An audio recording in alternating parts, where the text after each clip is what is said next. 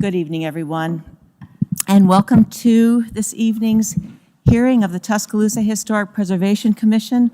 My name is Kathy Pagani. I am the chair of the commission. Today's date is February 11th, 2026, and the time is 5:00 p.m. I would like to invite my fellow commission members to introduce themselves to you, beginning on my right, please. Ms. Stone. Tricia Stone. Wayne Yarbrough. Sonny Deason. Carl Illabash. Cooper Shattuck. And I'd like to just mention that tonight is Mr. Diab's first hearing with us. Welcome to the commission. We're happy to have you serving with us tonight. And I'd like to introduce city staff with us tonight. We have Mr. Hudson Cheshire, the Associate City Attorney, Mr. Josh McKinney, Zoning Administrator, and Ms. Cynthia DeSantiago, who is a planner. I'd like to begin by stating the purpose of the Historic Preservation Commission, going over the procedures for tonight's hearing before we move on to our cases tonight. The general purpose of the Tuscaloosa Historic Preservation Commission is that we serve to preserve and protect the buildings, sites, and structures of historic significance in Tuscaloosa's historic neighborhoods. We are governed by Chapter 20, Article 2 of the Code of Tuscaloosa, which includes design guidelines that are posted on the city's website. Our decisions are based on those design guidelines and do not consider use or occupancy. We do consider such factors as architectural style, appropriateness of materials, and how the structure relates to other structures in the immediate neighborhood in determining the appropriateness of the application. An approval of an application requires 5 affirmative votes. If the certificate is approved, please be aware that there will be a final inspection by city staff of approved applications to ensure compliance with what was approved by the commission this evening. Let me go over our procedures. This is a public hearing. It is televised live on local cable, streamed online through Facebook, and is being recorded to be posted on the city's website. We ask proper decorum, civility, and respect for others at all times. Prior to this meeting, notice was sent to adjacent property owners, and the public has been notified of the applications to be presented tonight. This hearing is a chance for the applicant to present their case, for the public to make their views known about the project, and for the commission members to gather relevant facts about the application before making its decision. City staff will introduce the application. The applicant will have a chance to make any comments. The commissioners will then have an opportunity to ask the applicant questions about the case. I will then open the hearing to public comment. At the close of public comment, the commission will discuss the matter and then vote on the application. A notarized designation of agent form should have been provided to city staff for any representatives of an application that are not the property owner or immediate family member of the owner prior to tonight's hearing. Immediate family members are defined as a spouse, a parent, or a child, and they do not have to provide such written authorization when speaking on behalf of another immediate family member. We also ask that you please leave the signs in your yard, as staff will be out in the next couple of days to pick them up. I'd like to move on to approval of previous minutes. As the Historic Preservation Commission has received synopses of the November 2025, December 2025, and January 2026 meetings, I would like to suggest that we move with the dispensing of the readings of these minutes of the same unless there are any deletions, additions, or corrections. And I would like to state that for the November 2025 synopsis, I do have a few questions, so I would like to request that we just table that until next month so I have a chance to talk to city staff about that synopsis. Do we have approval? Ms. Stone? Yes. Dr. Yarbrough? Yes. Mr. Deason? Yes. I vote yes. Mr. Elbash? Yes. Mr. Shattuck? Yes. Mr. Diab? Yes. Thank you. Do I have a motion to approve the synopses for December 2025 and January 2026? So moved. Do I have a second? Thank you very much. And we will vote. Beginning on my left, Mr. Diab. I'll abstain. Thank you. Mr. Shattuck? Yes. Mr. Elbash? Yes. I vote yes. Mr. Deason? Yes. Dr. Yarbrough? Yes. And Ms. Stone? Yes. Thank you very much. The commission members have had a chance to review tonight's agenda items. Do any of the members have a conflict of interest as defined by Section 6 of the Commission bylaws with any of the items presented tonight? Thank you, and we will move on. I would like to ask staff if proper notification has been provided for each of the agenda items. It has, yes. Thank you very much. And let us move on to our first application for this evening.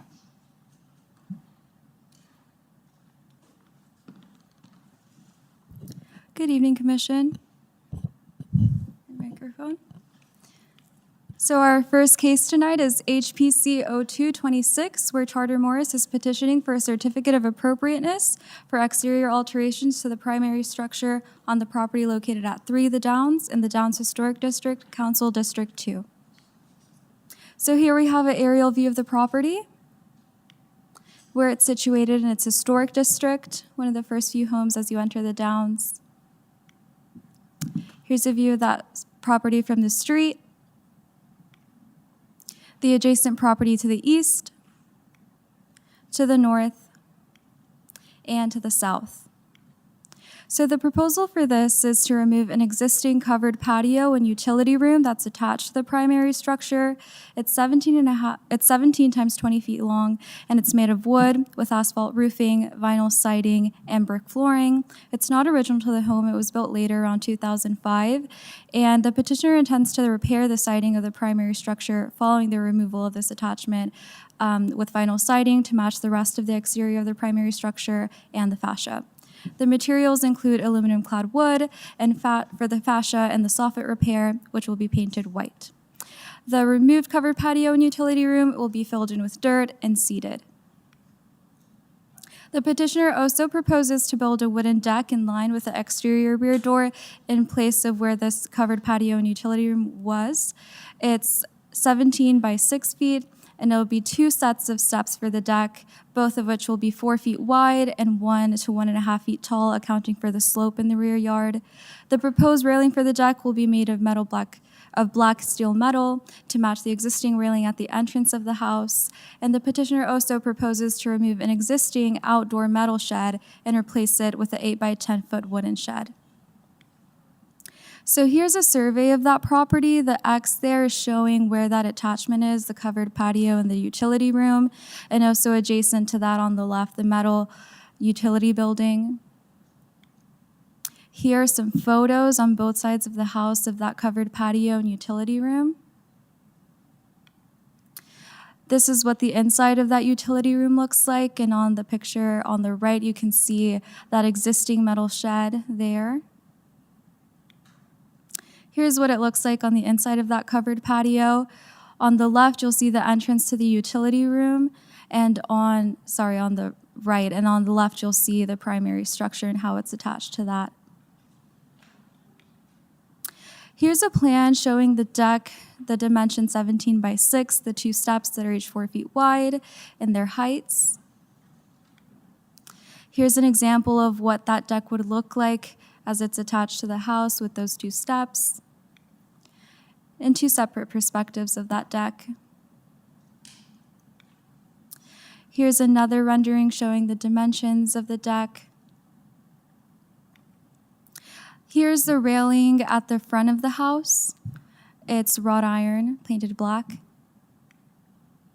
And here are some specifications for the proposed updated wooden shed to replace the existing metal shed in the backyard.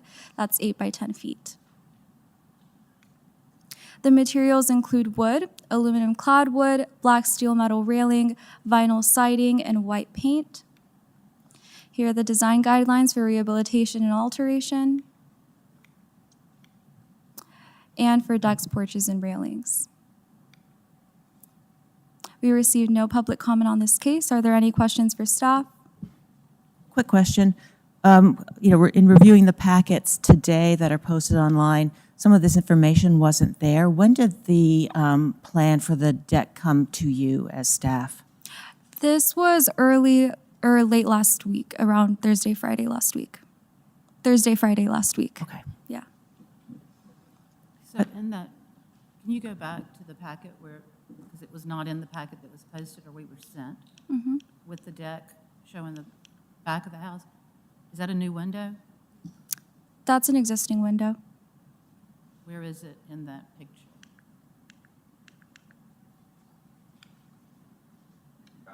On the left.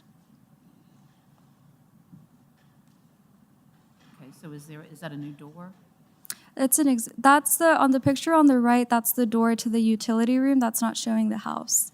So the door would be next to the window on the picture on the left. Do you have a picture of the door? No, we do So not. it's not going to be a new door. No. And then I noticed in the specifications, it said that the tough shed was wood.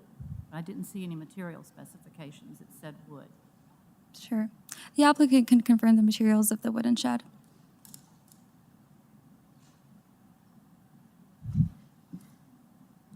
Any other questions for staff? All right, thank you very much. Let me invite the applicant or the applicant's representative to step up to the podium. And if you could state your name and address for the record, please, sir. Yes, ma'am. My name is Charter Morris. I'm the owner of 3 The Downs, resident there. So, Mr. Morris, I'm sure we have a number of questions for you. Is there Yes. something you'd like to tell us first, just a little to give us more information about your project? Or would you like us to launch into some questions for you? Absolutely. I'm keeping it brief. We moved into the house in 2012, so about a year after the tornado. This structure was there already. It was built before the Downs was made in a historic district. I'm guessing at the age only based off of the date of manufacture of one of the AC unit that's attached in the back utility room. So I'm estimating it's about 21 years old. It honestly was never really built very well. From one of the side exterior views, you'll see that the roof line kind of slopes back into the original house structure. And so I have had to repair the wood against the house, and it slopes probably it's about a 3 to 4 inch drop there. But where the water comes into the house, that's rotted out the wood a couple of times. I've had to replace that several times. So really, this is hopefully going to both reclaim a good bit of my yard and take care of something that is an ongoing threat to the house as far as the structure goes.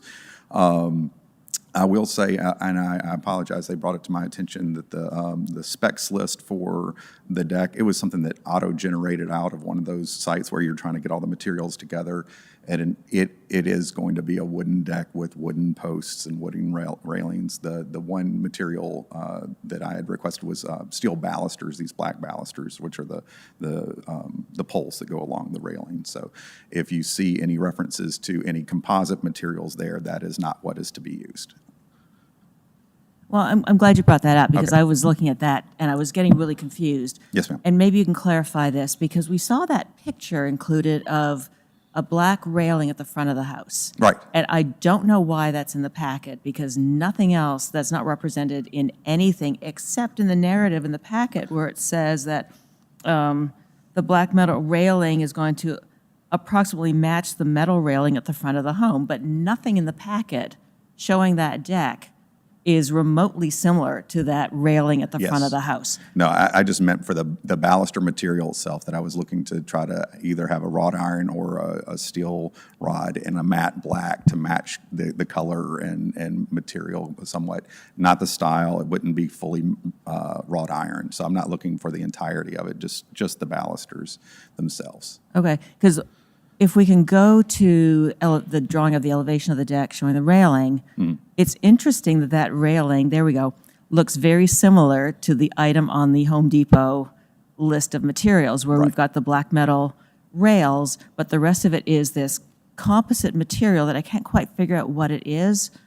So I'm really unclear based on the pictures Yes, and the materials list and the narrative yes. of exactly what the plan is here. The black balusters, which are the black bars, are steel bars. They're about a 1/2 inch by 1/2 inch steel that would be used along, but the posts and the rails themselves are meant to be wooden so that that would be set into the wood itself. Okay. Yeah. And so, if we can talk about wood for a Yeah. quick second, too. The other thing that confused me was the shed. Yes. Because I looked at the sheet that was provided. There we go. Yes. And I didn't see anything really specific on this one. I think Ms. Stone is sort of looking at this as well. And so I did a little digging around and looking at this SR 600 tough shed. And what I can determine is that it's not wood. It's a wood composite. So it's wood fibers mixed with some adhesives, some other materials to make a wood substitute product. Typically, we don't have a problem with some of these wood composite materials, but I really want to make sure there is a big difference between wood as we consider it in our historic neighborhoods and design guidelines and wood composite. Right. Right? And so we really need to be clear on what's going on here with this. What is that material? Because anywhere I looked, Yeah. it said wood composite. It's quite possible that it's a wood composite on the exterior paneling. I know that the entire structure is 2x4 pine Sure, structure. The flooring itself is the kind of a chipwood type of flooring, but the exterior is, I mean, it comes in kind of pre-pressed sheets at 4x8 size, and then they're seamed together, enclosed, and they're painted to match the color of the house. So Right. yeah. Thank you for that. I just want to make sure that we know exactly what's being approved, because the issue comes down at the end. You know, we look at this according to the design guidelines in terms of the aesthetics of it, as well as the materials being appropriate. That's all fine. Understood. But then at the end of the day, when this is done, city staff go to check the project. Correct. And if it says wood Right. here, and we're approving wood, and we've discussed wood, and we're working with wood, and they discover it's a wood composite, that becomes a problem, and then you have to come back here Gotcha. and meet with us again. Yes. And so that's why these applications have to be really crisp and have all the details like listed properly, so that we've got a record of it, and that when we're discussing it here and we're thinking about it, and we've been, you know, analyzing this over the week since we got the packets, that we know what we're approving. Understood. Do we have other questions for Mr. Morris?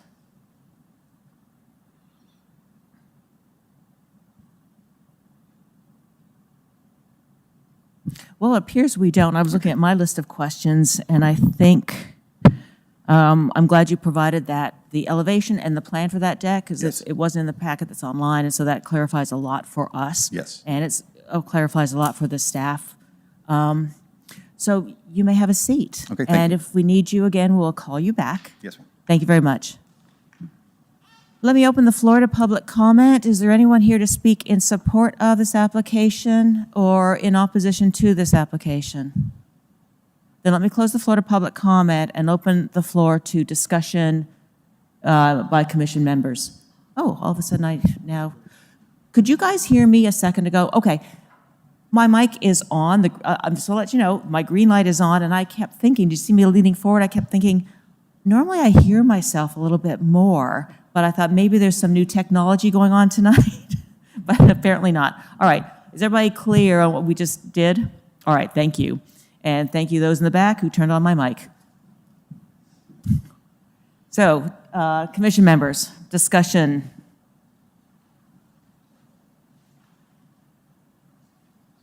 So back to this composite wood, Kathy. Yes. So And- that's, And is your mic on? it's green.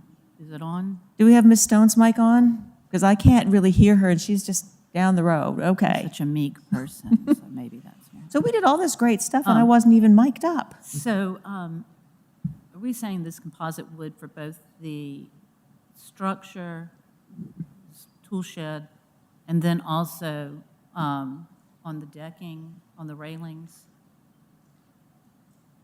That is approved? All right, Uh, so material? here's my understanding of this, and Mr. Morris, we may end up bringing you back here just to clarify for us. So with the shed, you know, the packet says it's made of wood. I think that was an oversight. It's wood composite. Typically, the commission wouldn't have a problem with a wood composite of that type. It'd be like hardy board type of material, which we've approved before. I don't have a problem with the wood composite, as long as it's being specified, and that's what we're working with and we're voting on. The railings are a little bit more problematic because they are a white polycomposite rail kit with black balusters. And so the problem with that I have is that a lot of things I see in this packet represent that polycomposite rail material. I've been looking up, and I can't quite find out what it is. It's like I'm not sure if it's a vinyl or it's some other kind of PVC. It's got some wood fibers in it. I don't know enough about that. The packet also states that the railing is supposed to look like the railing at the front of the house. It doesn't. So we've got several things that kind of conflict here. Mr. Morris explained to us that we are doing a black metal railing. The tops of the railing, come on up for a second, if you don't mind. So just the poles between the rail itself and the structure, would be black metal. That would be Yes. those steel balusters. All right. Black steel balusters. What are we doing with the rest? The rest of it should be wood. It's wood. When the spec sheet was generated, I don't know why I didn't catch this. It was not intended to include composite. I was meaning for those posts and that rail to be also like wood, like proper wood. Okay, yeah, because there's several places on that spec sheet, or Yes. the list of materials that has this polycomposite material that, according to the manufacturer's website, has no wood fibers or organic fillers. So it's very stable, but it sounds almost like a type of vinyl to Yeah, me, it and I'm does. not quite sure, and we don't approve vinyl. So Right. that was the big concern. So you're stating here Yes, that those rails are going to be metal, and the supports for the railing will be wood. yes, correct. That is the intention, is that would all be wood, wood posts, wood rails with the steel balusters, but and set into that. And I can absolutely modify the spec sheet and resubmit if you would like. It depends on what city staff will need to have in their files, and we could talk to them about that. But we just Absolutely. really need to be really clear on what we're approving tonight. Yes. Ms. Can we go Stone? back to the drawing? Because this is the first time I've seen the drawing, even though I guess you said it was submitted last week.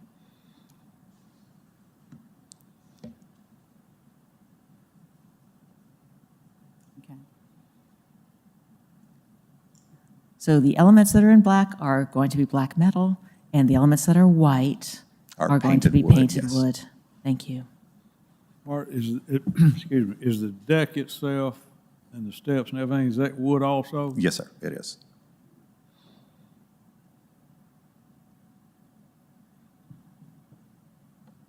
Are there any other questions for Mr. Morris? All right. Well, thank you again, appreciate it. So we've had clarification now on the materials. It's been, we've been able to construct the fullness of the packet here this evening to get a better understanding of what's going on. So, are there any other questions or comments regarding this application? Hearing none,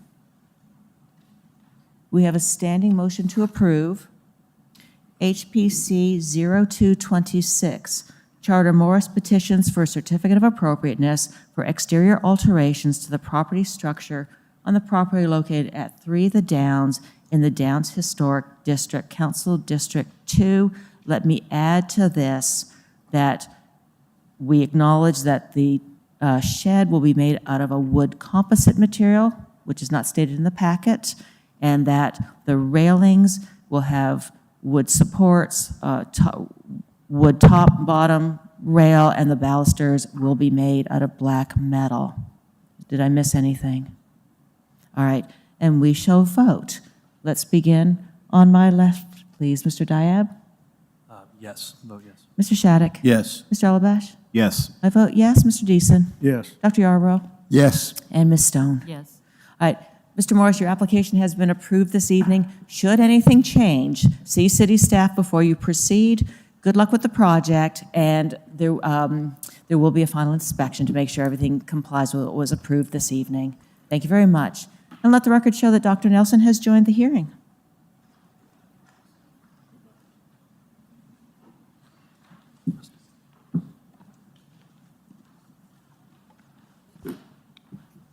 Our next case is HPC 0326, where Lee Barlow petitions for a certificate of appropriateness for the removal of an existing freestanding sign and installation of a new wall sign on the property located at 1810 University Boulevard in the Druid City Historic District, Council District 1.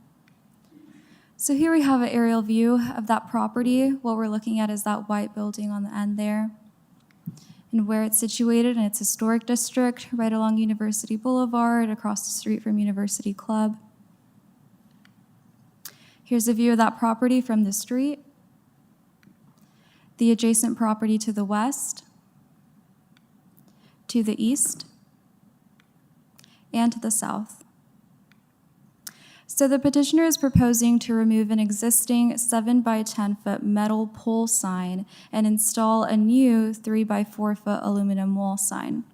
The sign installation materials will be made of metal and then will be painted brown to match the exterior of the primary structure, which is brown brick.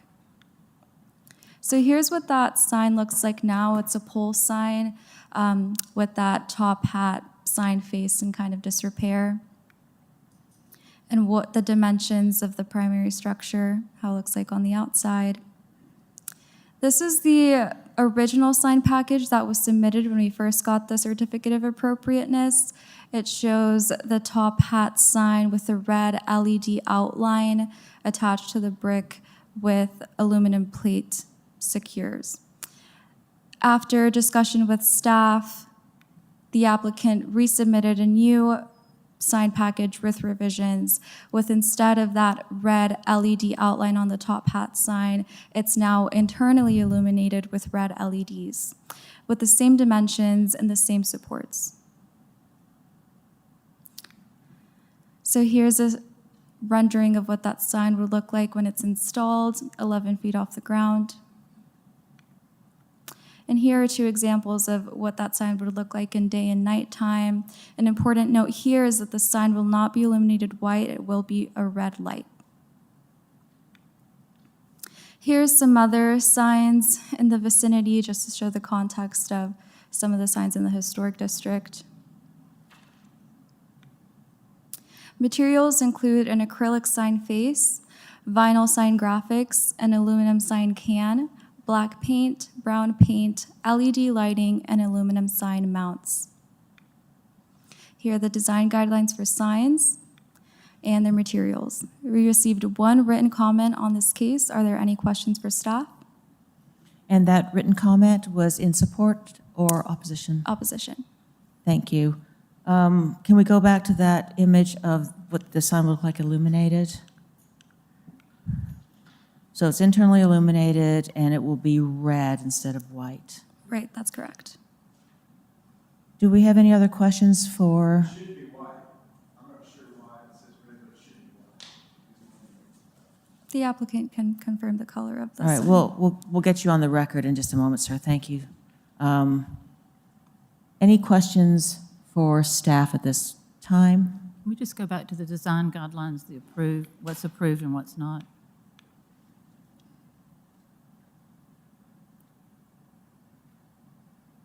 Okay.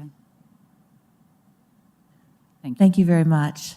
Well, let me invite the applicant's representative to come on up to the podium, please.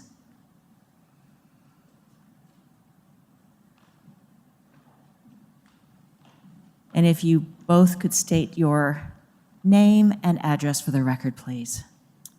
Lee Barlow, 1810 University Boulevard. Danny Birch, 1810 University Boulevard. Thank you very much. So I think there are a number of questions about the application. Is there anything you want to tell us first about, giving us some context for this proposal? Yes, the city has asked us to remove that top hat sign that's been there since 1971. We were opposed to that at first. We've asked a couple of times over the last 5 years to redo that sign, and were refused for various reasons. But we did finally decide to go along with that. But as part of that removal, we want approval for what has been referred to as a blade sign, the small sign, the top hat that you saw hanging off the front of the building.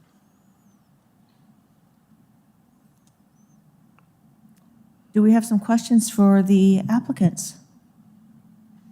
Is it red or white? To clarify, the idea of the original sign design was to outline that sign in red to give the impression of it being neon without the installation expense, the maintenance, and the electrical use. The city did not prefer that, but we still wanted the red outline. So in my understanding, it's going to be a white sign face that shows the name of the business. The outline would be internally lit red LED. Just to So it give is some- red, not some interest. white. Red outline, Red out- internally lit. The sign face, the Mr. Birch Formware sign face would be white lit, as most signs are. So let's go back to that. Can we go back to that image? So And we just- also have the sign installers here. They can answer specific questions about the actual makeup. So there is also a red outline with this sign, correct? That is my intention. That's what we originally proposed. But we were asked to remove the externally lit red outline and make it internally lit. Our intention is for that to still be red. And who asked you to make it internally lit? We were contacted by the city and said that the pre-approval meeting, I'm not familiar with that process, didn't like the red externally lit neon mimicking feature. And could we put that inside? We contacted the sign company. They said they could. All right. Thank you. I do have a couple of other questions, though, for you. Sure. It has to do with when I was reviewing the packet that was presented, because I was really confused about we have an area where have you put a detailed description of the proposed materials. And there are two materials listed, and I don't know what they are. The first one is alum, period, LED. What's an alum LED? The sign should be aluminum exterior painted, white plastic sign faces, vinyl lettering is the norm for that, and all the LEDs would be internally lit. Okay, that's listed as one material, as an alum LED, and I don't know what an alum LED is. To Is that an I'd have to- error? I'd have to refer to Okay. the sign company, and they're here. All right, the other material listed is Plex, Plex. What is Plex? That would, I assume, be plexiglass, which would be the sign face, plastic. White Okay. plastic is common in signs. I understand that. Right. It's just you can see how we don't understand when you're Yeah, saying Plex it's is an Plex. abbreviation for What is plexiglass. Plex? Sure. And it says detailed description. And so that's not very detailed, using a shorthand where we don't really know. So I really did wonder what these materials were. Okay. Other questions here? So we have red and white on the interior of this sign, correct? Red outline, white sign face, internally lit. Yes, ma'am. Can you show me where the red outline is on this diagram? All I see is, The thin bead edge around the outside would be, There was no red outline submitted on the revised sign package, just the white face. yes. We're also not clear on who decided not to do that before we got to this meeting. I don't know how that process worked. So some clarification to us would be helpful. Why was the original red outline denied by a process outside of this meeting? I can't answer that. I can't either. don't know. I don't know. I would like to know the answer to that at some point. Yes, and I can't answer that. I really Sure. don't know that. Okay. Any other questions for the applicants? It's such an iconic sign, that top hat. I live in that is. neighborhood, and I see it all the time, and I've seen it in its current state, right? It's been like that for quite a while.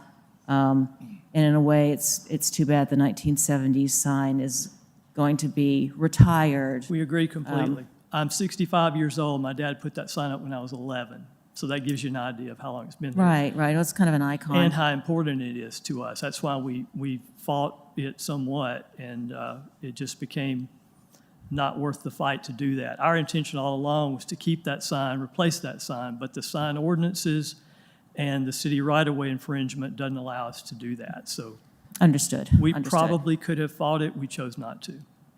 I understand. All right, any questions? All right, well, thank you so much. We may bring you back up Okay. if something comes Thank up in our discussion. So we've received one submitted public comment in opposition to this proposal. Is there anyone here to speak in support of this application? Is there anyone here to speak in opposition to this application? Then I will close the floor to public comment and open the floor to discussion by commission members.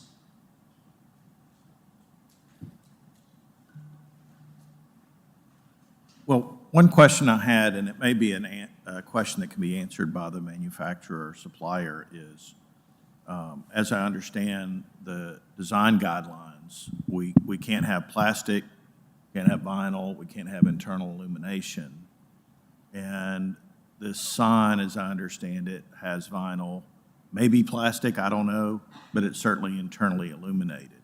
And I want to make sure I understand that that is correct, or my understanding's correct, before we have to deal with it. Have y'all had discussions with the city about that? Is that my understanding of what the sign is? Is that correct? Well, if we're going to talk to the applicant, I'm going to have to bring the applicant back up. Okay. And we had a chance to question the applicant. So if I bring them back, let's have our questions then, and then we will then move on, all right? Sure. So Yeah, let me- and the petitioner can come. If you would like to bring the sign provider too, that's fine too. If they can help answer those questions. Please, sir. Mhm. If that's okay with you, Madam Chair. Sure. Yeah, these guys can answer the technical questions. I can answer the idea. Yeah, I understand the intention. I appreciate that. That's very helpful. Right. But dealing with these technical aspects are part of what we have to deal with. So you see that the design guidelines say no vinyl sign structure or vinyl awning. We don't have a vinyl awning. Do we have a vinyl sign structure? And can we go back to the most recent submission too, that shows all of the materials, so we have that as well? What's your name, sir? Hunter Hall, Okay. And your address, please, sir? 155 Circlewood. Thank And you. who are you with? Eh, Who are you with? Southern Sign Solutions. Great. And could we have your name and address, please? That's Ashlyn Hall with Southern Sign Solutions. Thank you. It's made out of aluminum, and it is internally lit, and I did not know that that was against guidelines or anything like that. Okay. Well, what about the vinyl and the plastic? It's acrylic plastic, and the red outline is a vinyl sticker that's put directly onto the plastic from the inside. Okay. So instead of the LED on the outside, it's a sticker on the inside. Okay. Can I ask a question? Is the black portion what is described as a painted aluminum, and then the white portion, is that the plexiglass material? Is that correct? The entire thing is a piece of plastic, and then the black is a opaque sticker, and the red ring around the outside. I have a picture of the red on here. It's not up there, but I have it right You here. might have a little stylus there where you can kind of draw on the slide, and you can see if that works, just to kind of point out. You can point out to things, you can circle things, you can draw on this.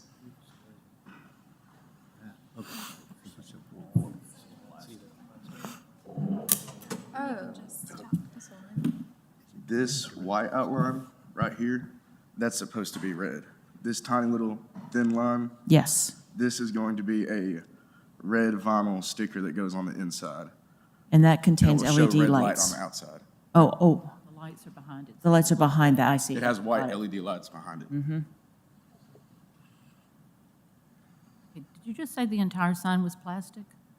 No, ma'am, it's aluminum. But the faces, where it says Mr. Birch, the face of it is made of plastic, but around it What is the name? is aluminum. So the outer shell part, Yes, ma'am. that's aluminum. Yes, ma'am, that's And the aluminum. face and the back are plastic. Yes, ma'am. Does that help, Ms. Stone? So the front of it that we're looking at is plastic, and we've got aluminum as supporting the sides. got it.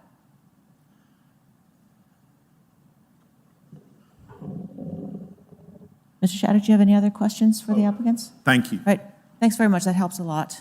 Thank you. All right, so we already closed the floor to public comment, and we're in discussion mode among commission members. For me, the design guidelines, this is downtown, prominent area of University Boulevard. In the past, I've been on this commission for a while, we've had internally illuminated signs come up, and we have denied that as an inappropriate material. I think we also have the second part of this, that the sign is mostly plastic. So for me, the materials right here speak to how I feel about the application, that the materials are inappropriate for a historic district. Yeah, I agree, and I don't know what's, just so everybody's clear, we're not the city. We are appointed to serve, we're all citizens appointed to serve on this commission, right? I don't know what's happened as between what the applicant understood, or the petitioner understood, or the manufacturer understood, and what happened at the city. And I want to let the commission know that staff did inform the sign company that internally lit signs are not are permitted. Not appropriate. Well, and one thing too, and I'll just state this for general information, that the design guidelines are posted on the city's website and they're accessible. And this is, it's very clearly stated that internally illuminated signs are not appropriate in historic districts. So that information is available. Yeah, so again, regardless, we have a certain duty that we're responsible for to the citizens, and that's who we are here to answer to. And I'm afraid that what is proposed is inconsistent with what the design guidelines call for. So I agree with you, and there seems like there could be a way to do a new sign that would be perfectly acceptable, meet your goals, meet the design guidelines. And I hate that we've gotten here without getting that figured out or resolved. Well, we don't figure out that for the applicant. I'm not trying to. Okay. And just saying that it'd be great if that could be sorted out before it gets here. And if it didn't, yes, I'm sorry, not our fault, but that's where that's where I'm coming from. yes, thank you for that comment, appreciate that. All right, so we have a standing motion to approve. Voting yes approves the application, voting no denies the application. So our standing motion to approve HPC 0326, Lee Barlow petitions for a certificate of appropriateness for the removal of an existing freestanding sign and installation of a new wall sign on the property located at 1810 University Boulevard in the Druid City Historic District, Council District 1. All right, and we shall vote. Ms. Stone? No. Dr. Yarbrough? No. Mr. Deason? No. I vote no. Mr. Alabash? No. Mr. Shattuck? No. Mr. Diab? No. And Dr. Nelson? No, strictly because of the design guidelines. Yes, yes. I mean, such an iconic sign. So I'm really sorry, but the application has been denied this evening. City staff will help you navigate the design guidelines when you come up with a new proposal. We really look forward to seeing you back and seeing a new application before us. And thank you. Ms. Pagani, before we Yes. go any further, Dr. Nelson did give his basis for the denial, and it sounds like most people sure. were drawing it back to the design guidelines, but if we could Sure. go through. Why don't we start, Dr. Nelson started us off, so Mr. Diab, your reasons. My reasons for no are that the proposal is outside of the design guidelines for appropriate materials. Ms. Shattuck? Yep, agree. Mr. Alabash? Yeah, same reason. Yes, listed as an inappropriate material in the design guidelines. Mr. Deason? Yeah, it doesn't meet the design guideline. Dr. Yarbrough? I agree. And Ms. Stone? Agree. Thank you. Thank you for the reminder. And we'll move on to our next application, please.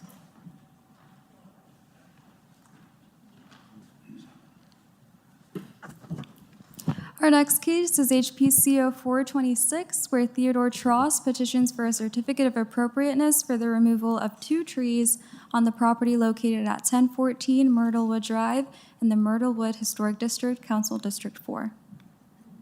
So here's a view of that property, an aerial view of that property, and where it's situated in its historic district. A view of that property from the street, the adjacent property to the west, to the south, and to the east.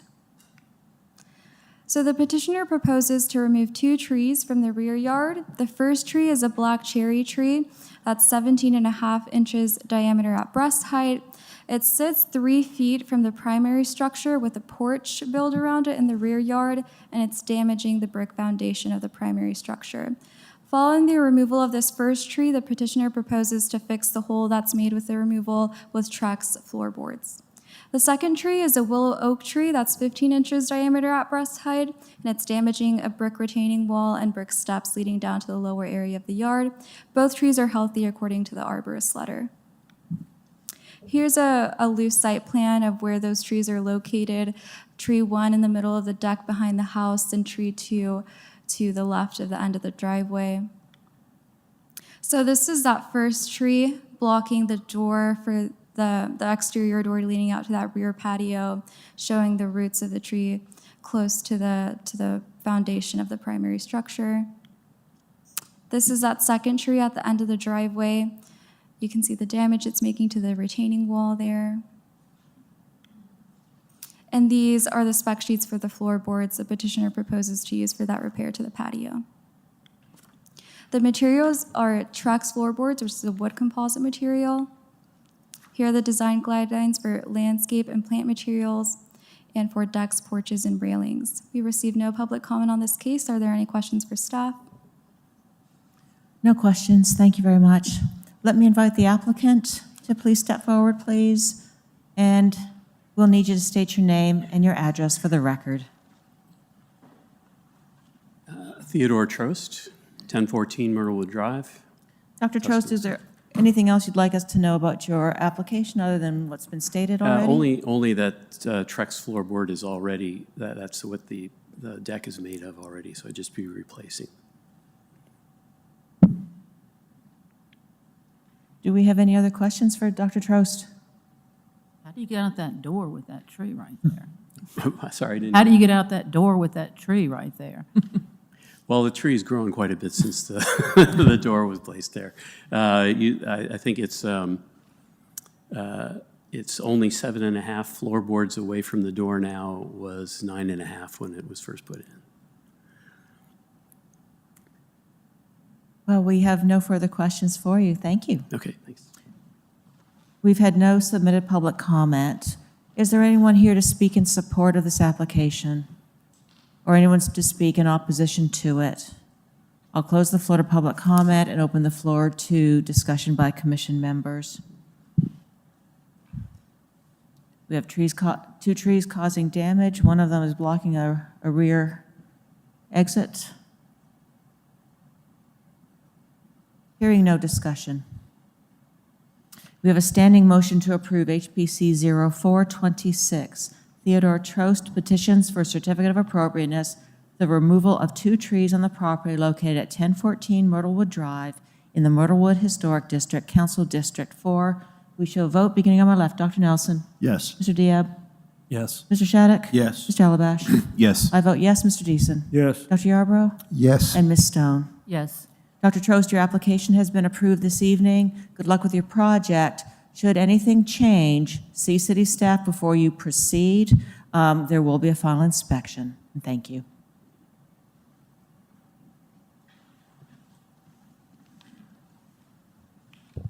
Our next case is HPC 0526, where Anthony Betzel petitions for a certificate of appropriateness for exterior alterations to the primary structure on the property located at 1013 Myrtlewood Drive in the Myrtlewood Historic District, Council District 4. So here's an aerial view of that property, or where the property is located in its historic district. View of that property from the street, the adjacent property to the south, to the west, and to the north. So the petitioner is proposing to construct a bedroom and bathroom in the attic of the primary structure.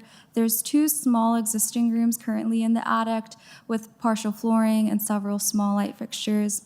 And the proposed exterior alterations will change the dimensions of the existing roof. The attic sidewall will be raised from approximately 4 to 6 feet, and then the center roof will be raised from 22 feet to approximately 26 feet, and then the front and the rear roof of the primary structure will not be altered. 2 dormers will be added to the left side of the attic, both with double-hung windows that are aluminum-clad wood with a 4x4 light pattern to match the rest of the windows on the primary structure. The new attic space will be constructed, or will be using hardyboard siding and wood and fiberglass shingles for the alterations to the roof. For HVAC and plumbing, they are proposing to use PVC pipe for the sewer line and PEX pipe for the water line. And for HVAC, the petitioner is proposing to install 2 mini split units. So on the left, you'll see a floor plan of the existing first floor. And on the right, the dashed lines are the lines of that first floor with those 2 alterations seen.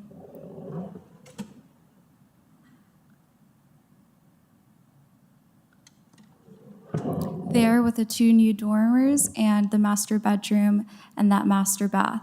The ones at the bottom, the baby room and the bunk room, are both existing. So what's highlighted are the additions. And here's a closer look to that with dimensions, and I'll stay on this for a second. Here's that existing front elevation with no changes proposed. The rear elevation showing the 2 new roof lines in the existing roof, which I have made these, the red indicates the new roof lines, and then the blue dashed line is the existing roof lines. That left elevation with that dashed line showing the existing roof line, and then that black solid one at the top showing the new roof line, and the same on the right elevation. Here's the spec sheets for the asphalt shingles that the petitioner is proposing to use, and the window spec sheet, the aluminum-clad double-hung windows.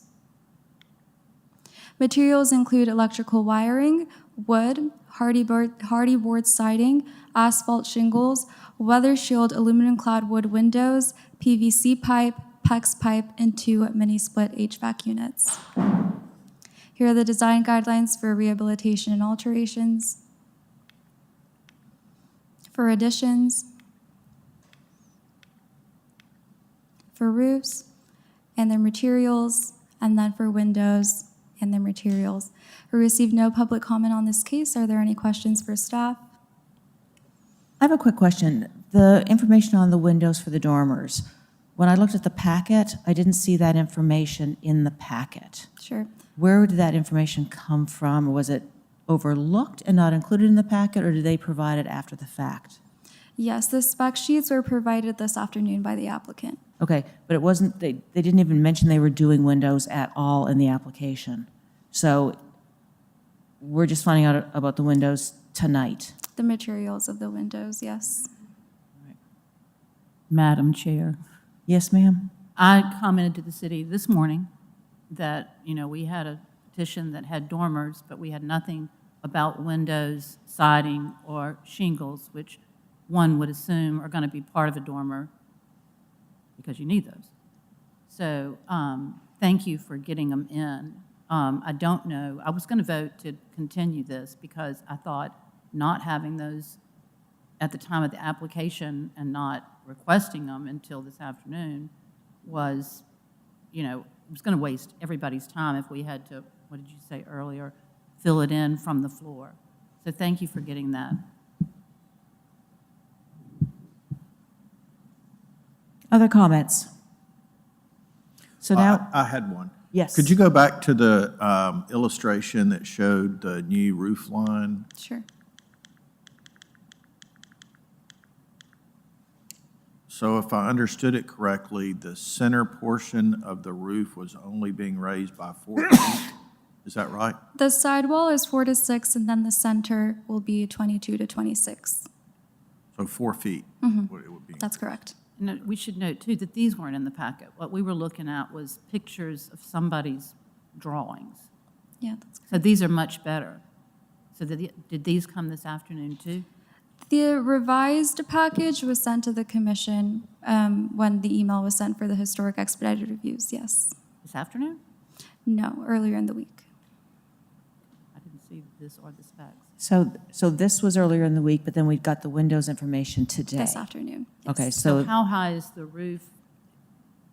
Do we see dimensions here on what it's going to look like from the front? How much higher the roof is going to be? If you go back to that front elevation? Back, yeah. So that little triangle at the top is new, right? The there's- applicant confirmed. This is that, existing, yeah. right? This is existing, So yes. what's the proposed? We You received go back no to the proposed existing picture, you elevation. don't see that little triangle, do you?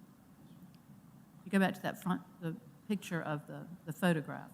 Okay. You can't see it. I don't see anything coming up over the top of the house in it. I wonder if it could be the angle of the photograph. So, So I'll trust where it says existing, that is the existing, and then we're just not seeing it here. But wasn't there a front elevation or a rear elevation drawing?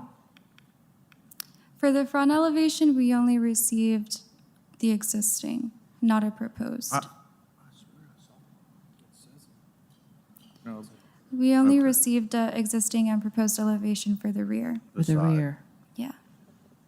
Or the rear, I mean.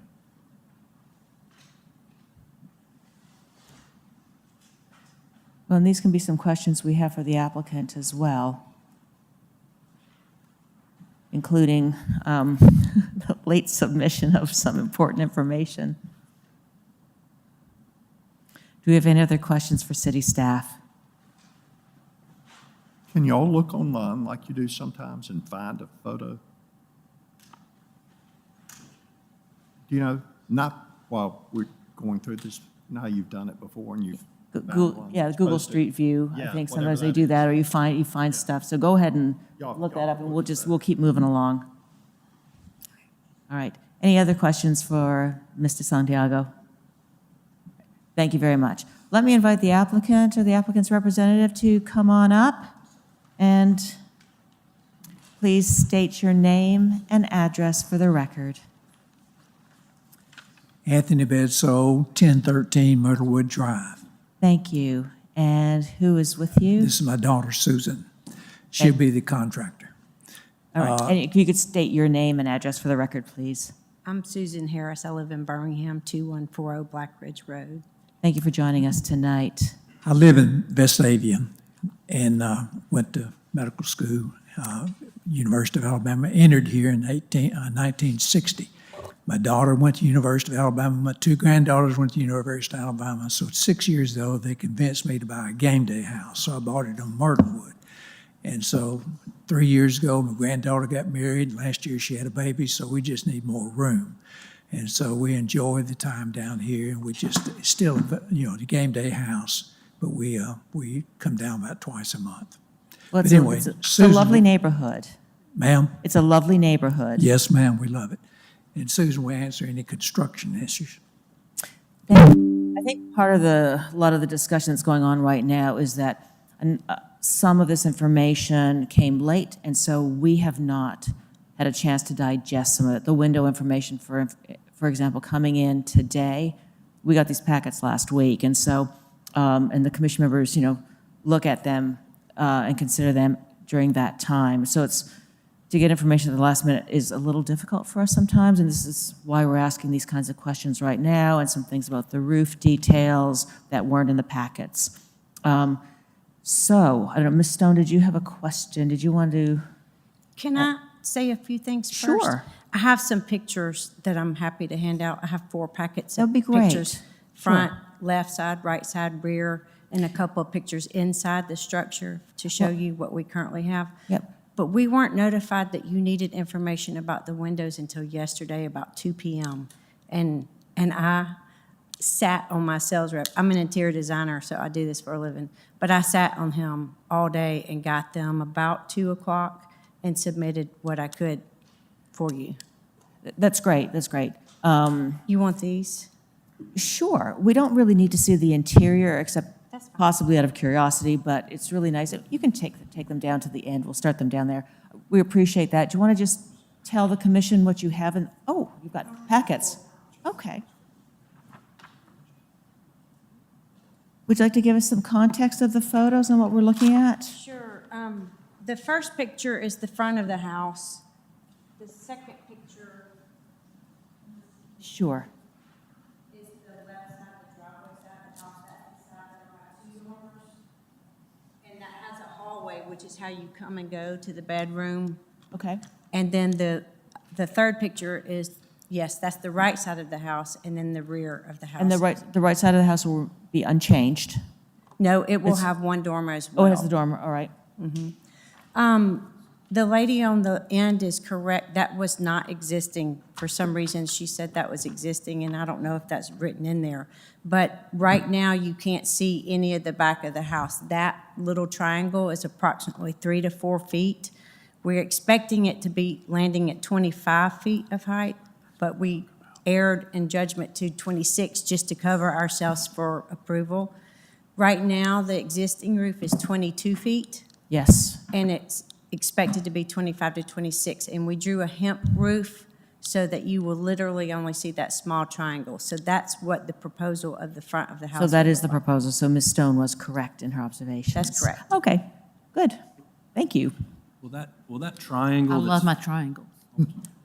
Will that triangle that's facing the street, will it have that, I can't tell, is this herringbone, will it be brick, similar material? No, that'll just be shingles on the left and the right. And if we have to put something on the front, it would probably be either, if y'all approve of hardy board, we would probably prefer to do a non-rot type of structure, and we'll be painting everything.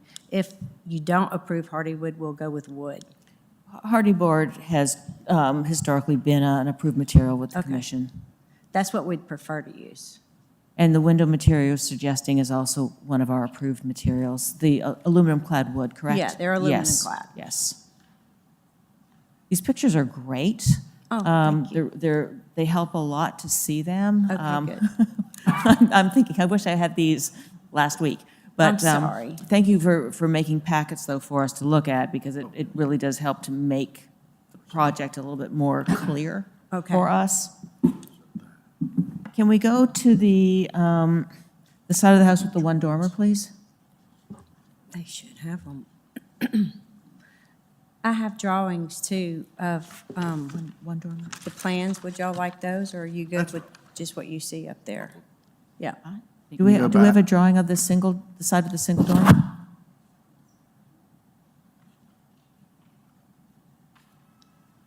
You're putting it 3 dormers, right? 2 on one side, 1 on the other? That's correct. Okay, so we saw the 2. No, didn't we see, yeah, we saw an elevation of that, didn't we? Or no? No, there it is. There's the two, There. and that's the Okay. driveway side. Yes. And the one, if you're looking at the side door, the one more in the middle of the house is the hallway, just to have some natural light as you come up the stairs. Also, my architect had only, he's a draftsman actually, he had only drawn in the one dormer to the left of the little side entrance, and it just didn't look balanced. So we threw in a second window, and I love the fact that it would provide some natural light in the hallway as you're coming up the stairs.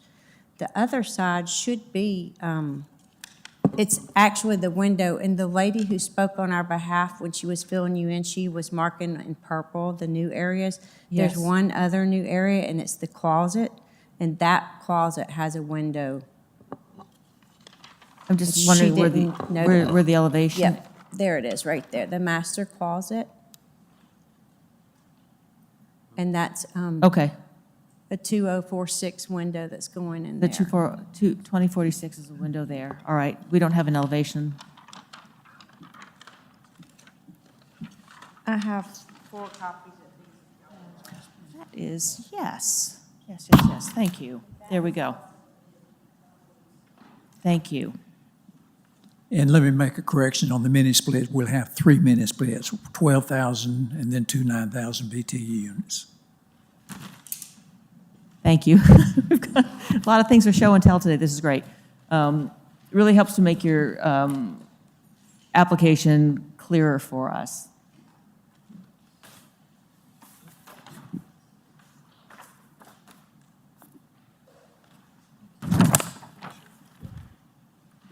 Thank you. Thank you for bringing this stuff. Wow.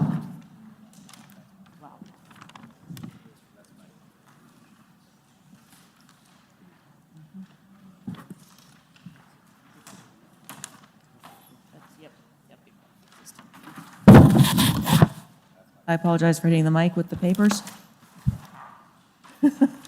So as the commission members look at all of these items for show and tell, do we have any questions for the applicants?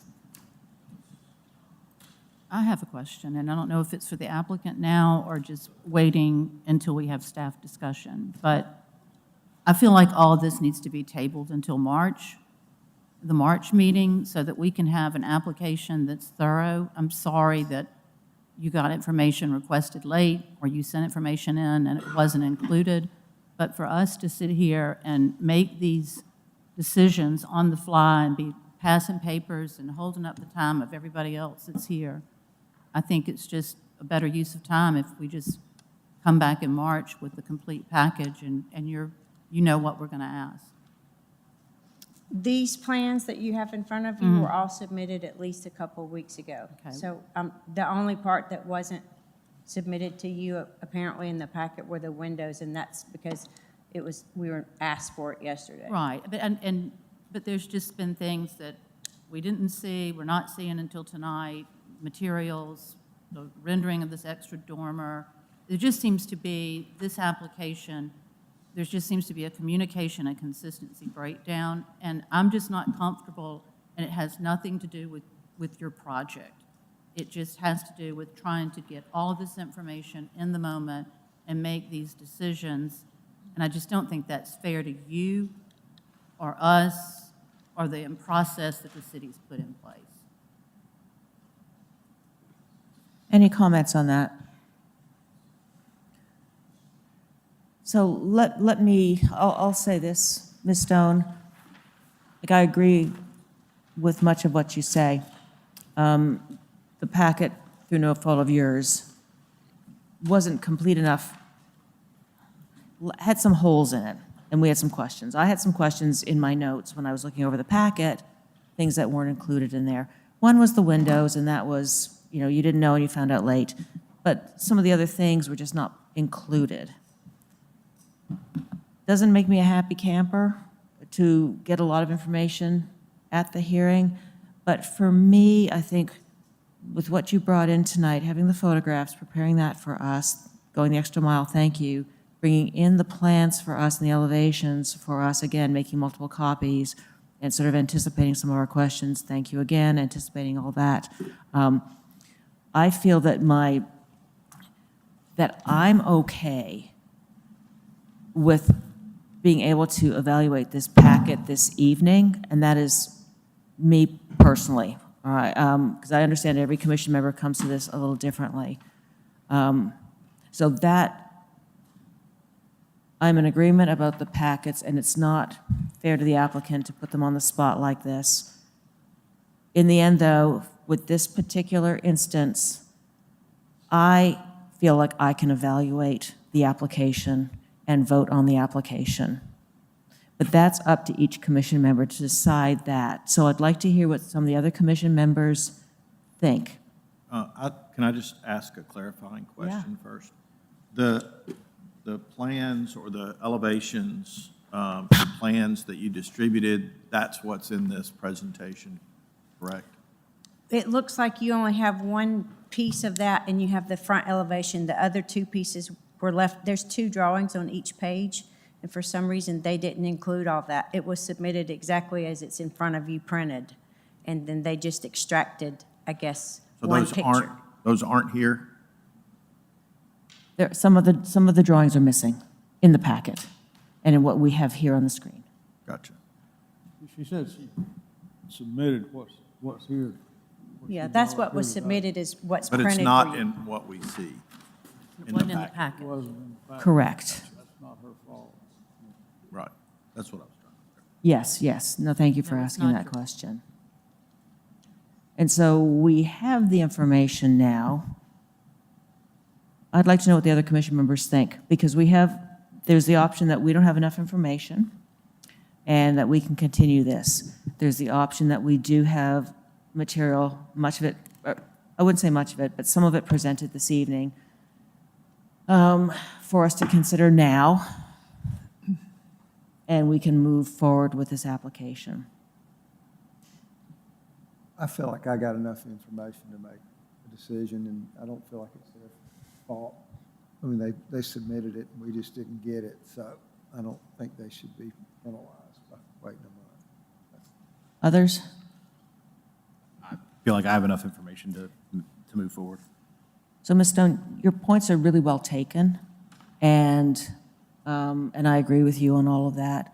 I'd like to just ask, do you think, even though this has not been the way we want our process to run, do you feel like you can this evening look at this packet?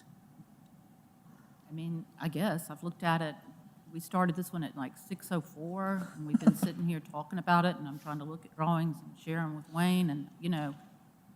it's not your fault, but having to get this far along in the process and be asking questions at the moment, wasting the time of everybody else who's back here waiting for their petition, it's not how I like to do business, but I don't know. Yeah. So I can't say. And agreed, and points well taken.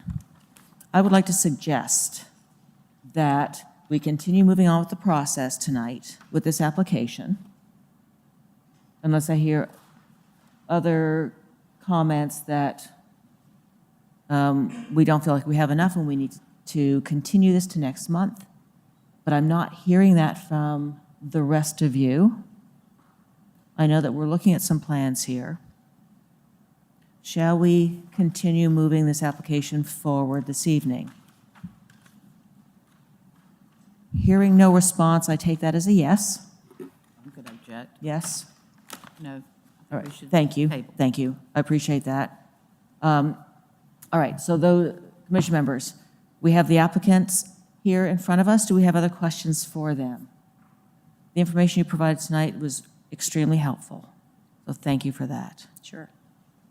And I'm sorry it's a little awkward as we consider some No, new that's information fine. here, but you can understand what's understand. happening, right?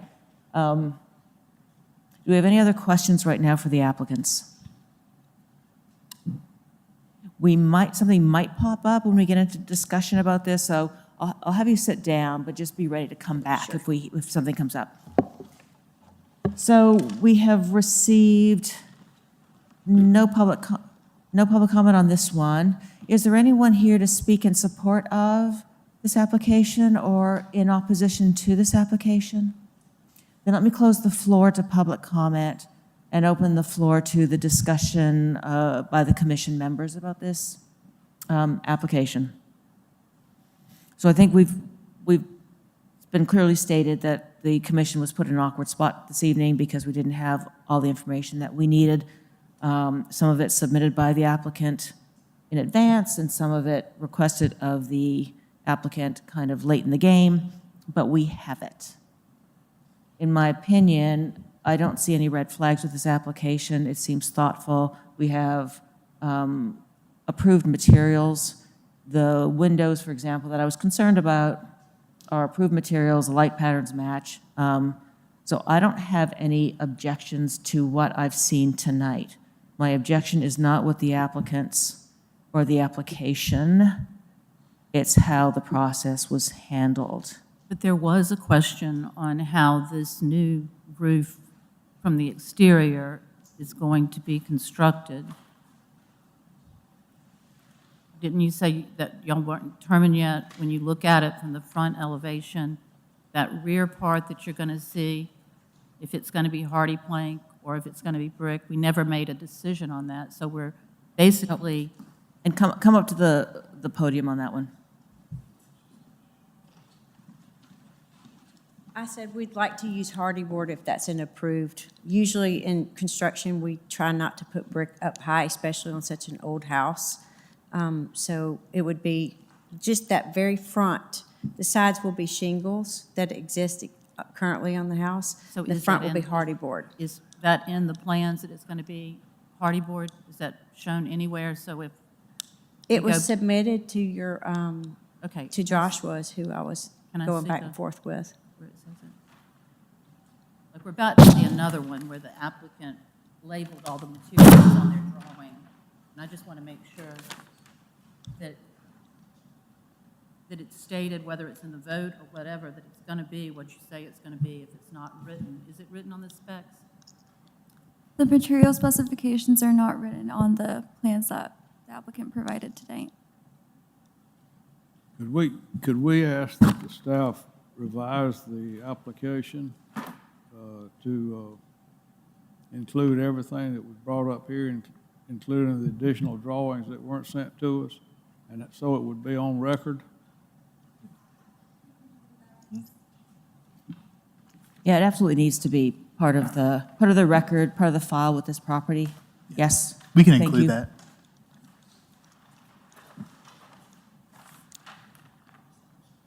Thank you. My question was really just because. Is that an internal question? I'm not I following. mean, what does that mean, Mr. Deason? Are we waiting for the application to be revised and then vote with all the specs on it? Or are we saying if we pass it tonight, all the things that we're noting about where the hardy board will be and all the things that are missing will be in the revised application after the vote? I'm confused too. That's what I would suggest. It's on record what's been said tonight, so it would have to be done approved pending getting the revised application. But I say that we move forward with it and get a revised packet. That's what I would suggest. All right, so. For the record. A revised packet, we don't get a revised packet unless we're continuing this and we're seeing it again. What I think I understand from you, I'm not sure, is that we've seen some revisions like the applicant brought some materials in that were submitted that didn't appear in the packet. The window issue was submitted the other day. It wasn't in the packet we saw. So what I understood you to say was that all of these things that are coming up today that were not in the packet that we saw be added to that full packet in the file that we keep on this property. So that is that correct? Yeah, Yes. and send the members a copy of it so that we can make sure that it's what we understand. And then, so we're going to then continue it and vote next month? No. I would say, Because if if you can, just do it tonight, but with the understanding that there'll be a revised packet coming out this week. have we ever done that, Mr. Cheshire? There's no reason why the commission cannot vote to add these materials that y'all are seeing tonight to the packet as far as I can tell. That would be a separate determination than whether you wanted to continue the entire application until next month. In other words, I believe that you can consider these materials tonight if you feel like you have enough, and ask staff to add them to the packet for future reference, for compliance. Right. Well, without continuing. Right. Mr. Deason is asking, though, the additional part of it, because we've done this in the past, but the additional part of it is that then these revised packets are sent back to commission members to look at. I believe that would be up to the staff and the commission, however you work that out. There's not a legal issue there, though. Okay. Okay, we can do that. It wouldn't affect the approval. It wouldn't affect the approval because we're going to be very clear with what we are approving this evening. Does that sound good? Or denying this evening, right? Right. You know, what we are considering. So far, the discussion has been more on process than issues with the proposed addition and work being done on that house. So hearing no further comment, shall we move forward? We have a standing motion to approve HPC 0526, Anthony Bedsole petitions for certificate of appropriateness for exterior alterations to the primary structure on the property located at 1013 Myrtlewood Drive in the Myrtlewood Historic District, Council District 4. We are voting on that. This includes the information on the windows that were not part of the packet. Is it too late for clarification? Go ahead, Dr. Nelson. This, can you throw up the side elevation again on the right elevation? I don't think that's enough. Oh, it is. It is. Can you circle that area that you asked questions, but I didn't quite circle the area at the front, the 4 to 6 feet area in the front? Well, this is the side elevation, so this, Like the area in question. oh, sure. Do I just use my finger? Okay. Can you do it? Right. So currently, this is the existing from the front of the street, and this will be the new additional height. The question is, what is that material in the circle? Well, that's all going to be shingles, and this front part right here will be hardy board going in a horizontal pattern to make the triangle that you would see from the front of the street. So there'll be hardy board front facing the front of the house? That's correct. With some kind of little vent. Because actually, that may just be all shingles. I could get a clarification. Yeah, because it looks like it would. Looks like it probably would be. Yeah. With the slope that's there. I'm With sorry, the- Because it's sloped, it's probably a continuation of the shingle. of the roof? Yeah. Yeah, I would think that if it went straight, that's when you would do the hardy board. Right. But so that's probably all shingles, and I can get clarification from my draftsman to draw that up, but Well, I think Yeah. it's got to be shingles. The side is all shingle all the way down. The side Huh? is shingle. The front is the question there. yeah, and all this area is I don't know all all the roof companies. shingles.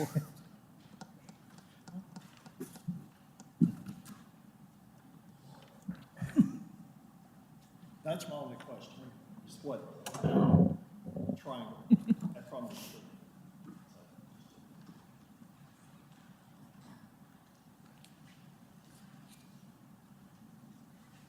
So the final determination on this is that it is shingle. All right, are you sure it's shingles? If it's not, I would call you tomorrow and tell you, hey, let's table it. But yes, based on that. We can't table it It's a after we new vote. path for us on this, but Let's just table it. I mean, we can't table it after we vote. well, that's, Well, we can vote to approve it with shingles. We could vote to approve it with hardy board, right? right. We could vote to approve it with brick, you know. Right? We have that freedom. Yes. Mr. Cheshire, you were going to say something? Just what Mr. Shattuck just pointed out is whatever, if the commission wants to move forward tonight, then whatever the commission approves will be what is approved for construction. And if the applicant wants to come up with a different plan, then they'll just need Then to they'll come come back. before us. Let's do it that way. We'll work with that. You're pretty sure it's shingle? Yes. We'll go with that this evening. We'll vote on that. If it's approved and it changes, we will see you again, all right? And we'll just see how this shakes out, all right? Okay. Other questions, comments? Dr. Nelson? Nope, we're all good? All right. We have a standing motion to approve HPC 0526, Anthony Bedsole petitions for a certificate of appropriateness for exterior alterations to the primary structure on the property located at 1013 Myrtlewood Drive in the Myrtlewood Historic District, Council District 4. We are approving shingles on that, the extension of the roof. We are approving the aluminum-clad windows that were not included in the packet, but we were given that information this evening. Is there anything else added to this? Hearing none, we shall vote. What about the siding on the new dormers? And Hardy this, plank, that's the hardy plank? That's hardy board. yes. So, and that we've been informed about the hardy the hardy board. All approved materials. All right. So if there are any changes, they'll come to. Any changes from this, they know, city staff knows, and we know that we will see them again. And we shall vote. Beginning on my right, please, Ms. Stone. No. Dr. Yarbrough? Yes. Mr. Deason? Yes. I vote yes. Mr. Alabash? Yes. Mr. Shattuck? Yes. Mr. Diab? Yes. Dr. Nelson? Yes. Your application has been approved as presented tonight with the discussions we've had about the shingles and about the windows and all these little details.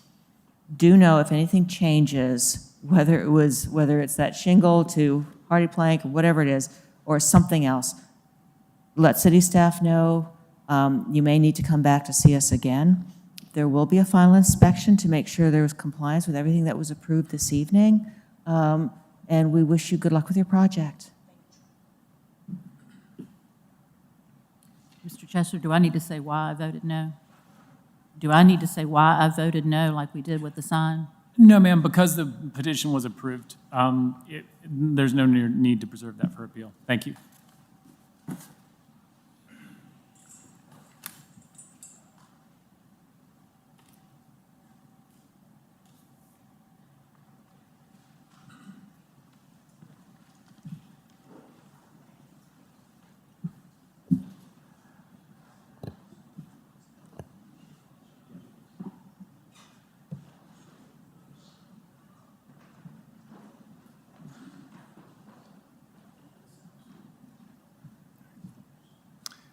So here we have HPC 0626, Crawford Nixon petitions for a certificate of appropriateness for the construction of 4 new townhome units on the property located at 905 Almond Avenue in Druid Historic District, Council District 4. Here is an aerial view of it, just off of Almond Avenue and 9th Street. And here is a map view of it, just south of U.S. Federal Court Building and adjacent or east of JMAC Tire and Repair. Here's the picture of the proposed lot. You can see that currently there is a residential there, Gothic residential. Where they're planning to put the townhomes is where you see the wooden fence and the brick piers. That fence will be demolished and rebuilt. Southern property, we have a family council business. And then north of the property, you can see we have another business and then a Victorian style house. And then to the western property, 920 21st Avenue. The petitioner proposes to build a 4-unit townhome development in Tudor revival style. Existing Gothic revival residence will be maintained with no exterior alterations. A new property line will be established between the existing residence and the new construction. Existing driveway and use of pavers will remain, while new parking will be provided to the rear of the proposed development. Fencing along the right-of-way and to the rear of the property will be reconstructed. English garden-inspired entry court with district-appropriate wrought iron fencing and landscaping defines the primary approach, while the rear elevation provides private courtyard entry features for each residence. The petitioner proposes brick masonry with hardy board gable trim. The roof will be composed of architectural asphalt shingles and pre-finished metal gutters with round downspouts, and the dormers will be standing seam metal. The windows will consist of wood and aluminum cladding. The main entrance doors will feature custom stained timber. The front and rear facades will feature gable vents and pre-finished metal light fixtures. And in the rear of the home will have decorative brick lattice with climbing ivy. And here's a site plan of the proposed development, 4 units, parking to the rear. Each unit will have its own kind of green space with a rear entry. And then at the front, we have a garden entry. The landscaping will consist of evergreen. You can see on the side setbacks, so there will be an evergreen buffer as well. Here's the front elevation of the proposed development. Like I stated earlier, the current fence will be demolished and it will be rebuilt with there'll be 1 foot of brick at the bottom, and then we'll have 3 foot of wrought iron and brick pillars. And then the north elevation will have a fireplace. Then here's the proposed development along the Gothic Revival residence, with the buildings in line. To the rear of the development, there will be a 6-foot wooden fence with 8-foot brick piers, with a metal vehicular gate and a pedestrian access gate. Also to the rear will be wrought iron fencing, which will be the same height as in the front, 3 foot. And the fence does the wooden and the brick piers, it goes all around the rear of the property. Here's a north elevation. Then we have the south elevation. And then here's some developments in our community that also have the Tudor architectural style. As we're aware, on 20th Street, and then the apartment complex on 8th Street. The materials being used, exterior walls, brick standard, brick and mortar, hardy board, masonry fireplace with painted terracotta or pre-finished metal chimney pots, vent with brick and pre-finished metal, exterior walls, accents, hardy board trim, fascia, soffit, and frieze, pre-finished metal, decorative brick lattice with climbing ivy to the rear. Exterior doors will be wooden doors, stained or painted, custom timber entrance feature stained, painted wood grain fiberglass doors to the rear. Windows, aluminum clad wood windows. For the roof, it'll be architectural asphalt shingle roofs, standing seam metal roof at dormers, pre-finished metal gutters with round downspouts, and then decorative fence and gate, refurbished brick retaining wall with 2-foot iron fencing into the front, a 6-foot painted wood fence with brick piers to the rear, and decorative steel vehicular gate 4 to 6 feet, and pedestrian gate 6-foot painted teal. The sign at the front of the building will be brick sign wall with pre-finished metal letters. And then here we have the applicable design guidelines, new construction. Then we have the guidelines for doors and windows, form and scale,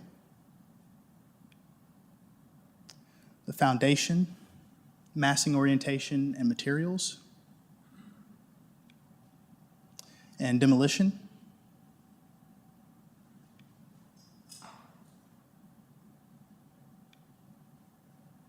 What is And this being is- demolished?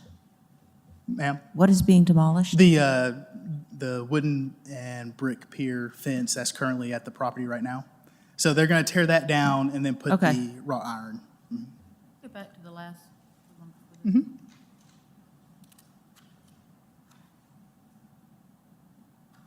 Typically, when we hear what I call the D word, demolition, we're talking about a structure as opposed to a fence. So that's why I sat up and thought, what's being demolished? Right. Right, Yes, ma'am. removal of the fence. Thank you. Okay.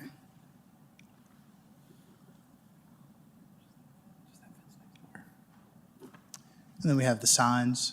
And that's for the brick sign that they're going to put at the entryway, the garden entry. Yep.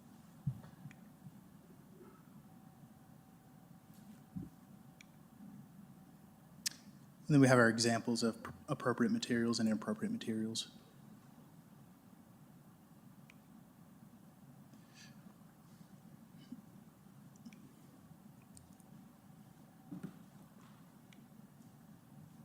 Entry and doorways.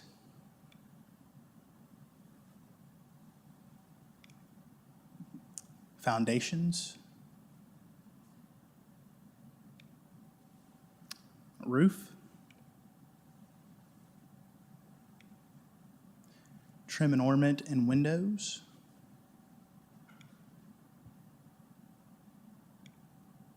Landscape and plant materials, sidewalk, drives, parking, and paving.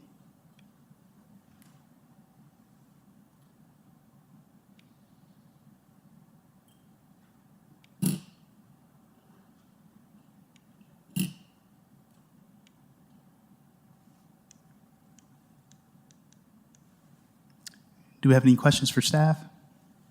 Can you give us a couple of the specifics on those windows again, please?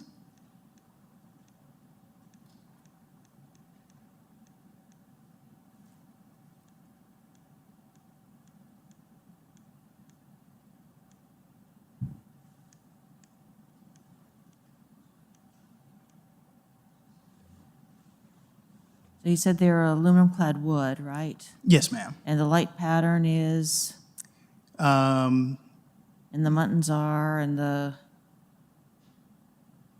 The applicant would be able to go into more detail about Right. the type of window.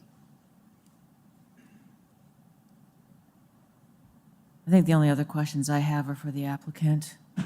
Anybody else have any questions for Mr. McKinney? I have a question for staff. Has the calculation been done whether the parking meets that 35% of the? Yeah, it has.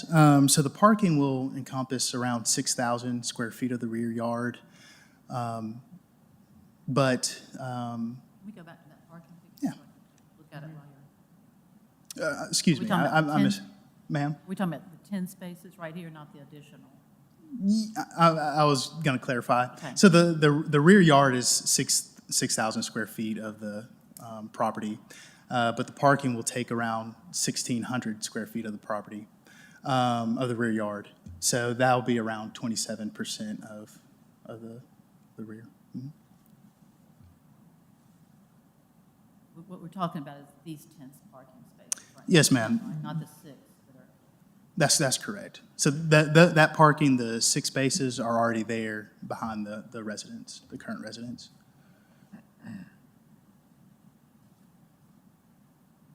I'll trust your calculation. It's just visually, it looks like it's more than 35% of the rear yard to me.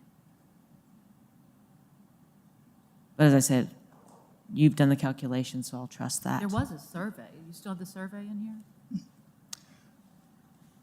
here? We do have this, we do have the survey. Oh, Lord, I can't read that.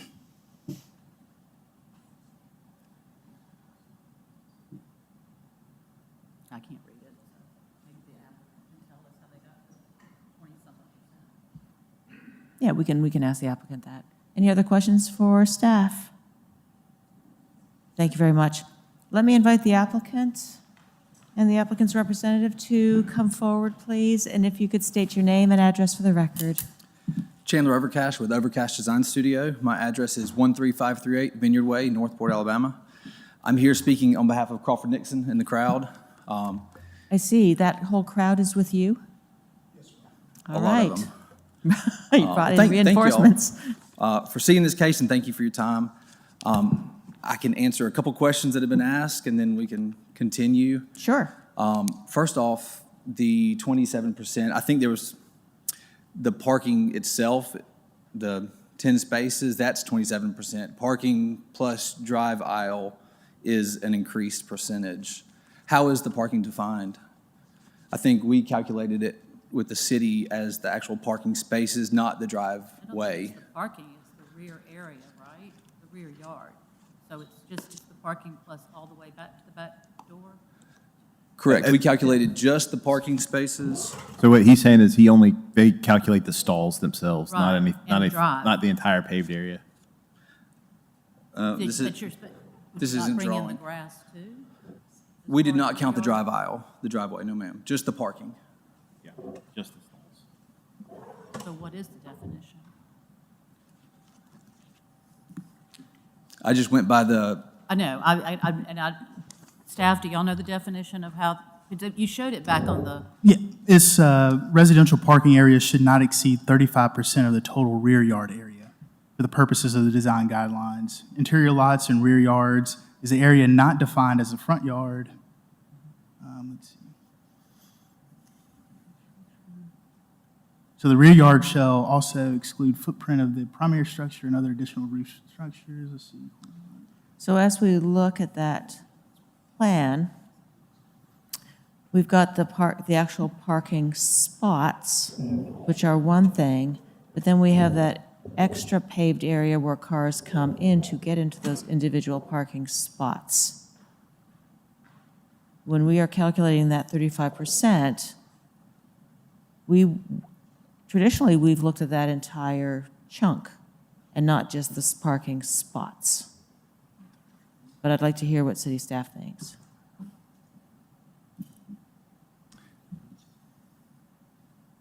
We don't calculate the drive aisle. It was just the parking. It may be somewhat of a novel issue, since most of the time the context we have for this is residential properties, where when we think about parking, we think about a concrete slab and not a designated parking spot. Ultimately, the determination about what constitutes a parking area is going to be for the commission. There's just not, I can't give you more clarity than what the guidelines state. Well, so if I can kind of read what you're saying, because you're right, we typically don't get a development like this, right? Multiple family type thing that has parking in this way in a lot this size. So it hasn't come up. If you are telling me that the city traditionally calculates that 35% as looking at parking spaces, and that's how it's always been done, and for HPC purposes, the parking spot has been probably the only part, except for a little driveway, so they sort of align that way. This is a little different because we've got that driving area. Then I can accept that if that's what you're telling me.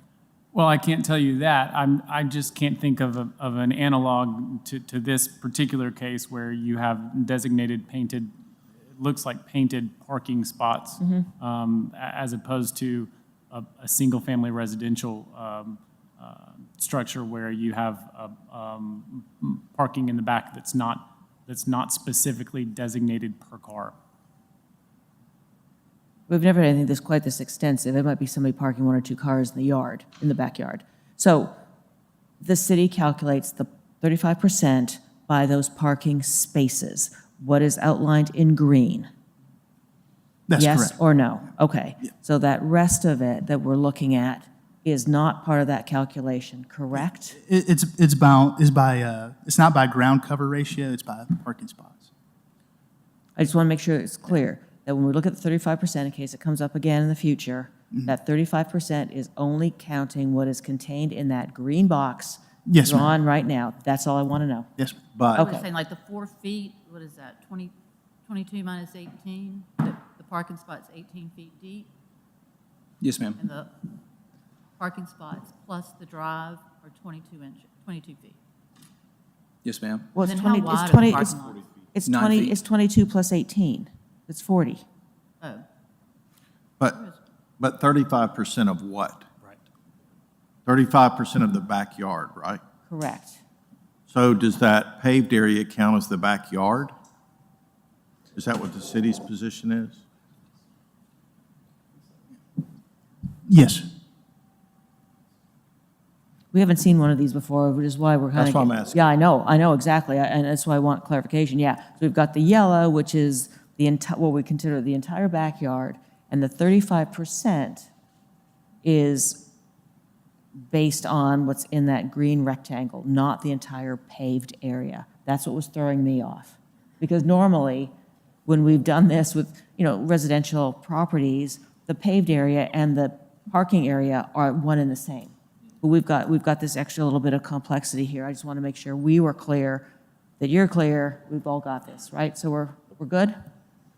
I guess, or we're, It meets I'm the splitting same. hairs here, but I've seen it in other places where people park behind the official parking spots. So is that a drive, or is it a place where people park behind cars that are already in drives? And then to me, that would become a parking spot. Given this, we would call it an drive aisle, and we do not anticipate anyone parking behind it. But I can also add a little context that we've hit the exact minimum and maximum of required parking spaces. And the heart behind this is actually not the percentage. If I could sketch on this, the heart behind it is that we wanted to be further back than the existing historic residence, even though we could have scooted the building farther forward to a greater extent. Our heart was to give as much submission, so to speak, to the true historic residence. And that's why we That's lovely, thank you. Scooted it It's back. pretty when they do this, when they respect the historic part of the neighborhood and build in a line to it. We're trying to. We are in line with the main body of the house, and their porch comes out 10 feet further than us. Yeah, no, it's notable, thank you. On a residential situation, normally the drive is on the side of the house, and the only thing that's in the back of the house is the parking spot. Yeah, so this is why this is a little unusual, and we're asking all these questions, I mean, right. just to make sure we're all clear. Yes, ma'am. All right, other questions? 'Cause I have some. I guess I have another question, I guess, aimed at staff. Is there a definition that we go by for backyard and how that's calculated? I mean, I know that's in the zoning code, but I don't know, is there a design guideline that defines it? And is that width, We- the new width that was just passed on February 3rd The width of the parking spaces? Yes, ma'am, 9 by 18. is We permitted. calculated the green as a parking, and that is less than 35%. The question was, how is the backyard determined? What are the landmarks that we use to determine where the backyard begins? So the rear yard is the area not defined as a front yard of the zoning ordinance, section 24-25B of the zoning ordinance, or the side yard being the area along a side property line between the front and rear walls of the primary structure. The rear yard shall also exclude the footprint of the primary structure and any additional roofed structures. So essentially, it's the back facade, continuing on past that, right? Did you guys got that? You okay? Yes. We're all good? Okay, thank you. I have a question, just like a really small, Yes, ma'am. like insignificant question. Just wanted to ask you about your gutters. Are they K-style gutters? Are they half-round gutters? What are y'all doing? We I had know- originally intended on K-style with round downspouts. Well, I saw the round downspouts, and I thought that was a really interesting, like a good choice. Yes, And ma'am. then it made me think, and I just wanted to know, so it's on the record, whether it was K-style or half-rounds. And We let the found record that to show. be a good mix of efficiency and cost and Sure. respecting the nature Yeah. of the facade. But you're using K-style. Yes, ma'am. Yeah, totally acceptable. And the record show Mr. Shattuck has left the hearing. Thank you on that one. And then my other little minor question was just about the little signage on the front with the metal letters. Are they floating away from the brick a little bit? Are they affixed directly, like flat to the brick? What's happening? I prefer them to be flat on the brick Mm-hmm. because shadows interfere with the legibility. So you ever see people that do standoffs, and at the wrong time of day, you can't read the sign. Yeah. Well, thanks. But they will have a thickness. They will be a thickened, piece of metal. All right, nice. And then the windows. Yes, So we've ma'am. got aluminum clad wood.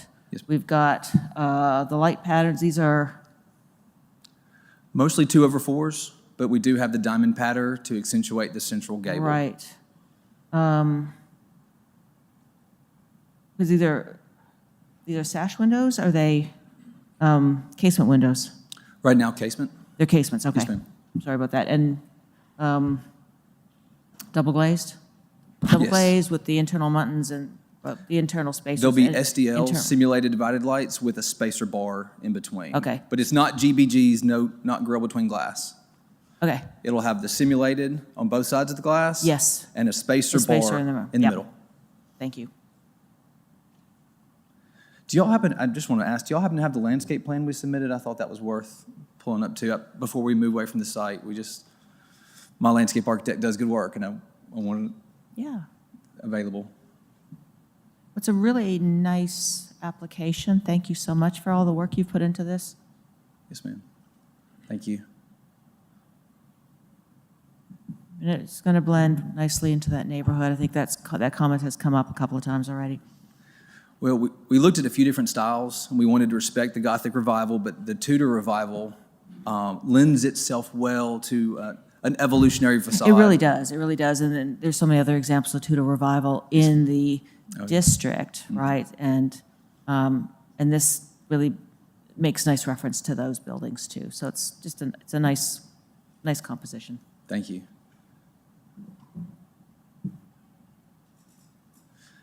In terms of landscaping, I wanted to show you guys this just as a point of reference for what we intend to do along landscaping. Final selections have not been made, but we wanted to show that we wanted to go back with more of a garden entrance just to enhance the streetscape.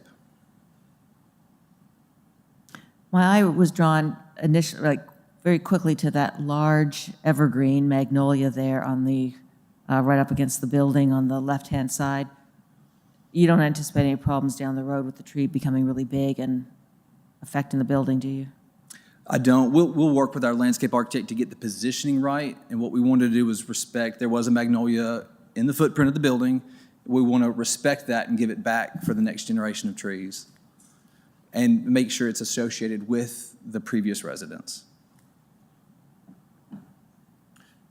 Is there an example, I noticed that it said brick paving for the back, it's currently brick paving, but that current existing brick paving is going to be removed, correct? Yes, sir, and we're going back with a new paver. Is the new paver the same size footprint? Is it square? Is it brickish? Or what is Same proportions, it's just a kind of a warm charcoal color, Okay, but we're not going back with a rangy red.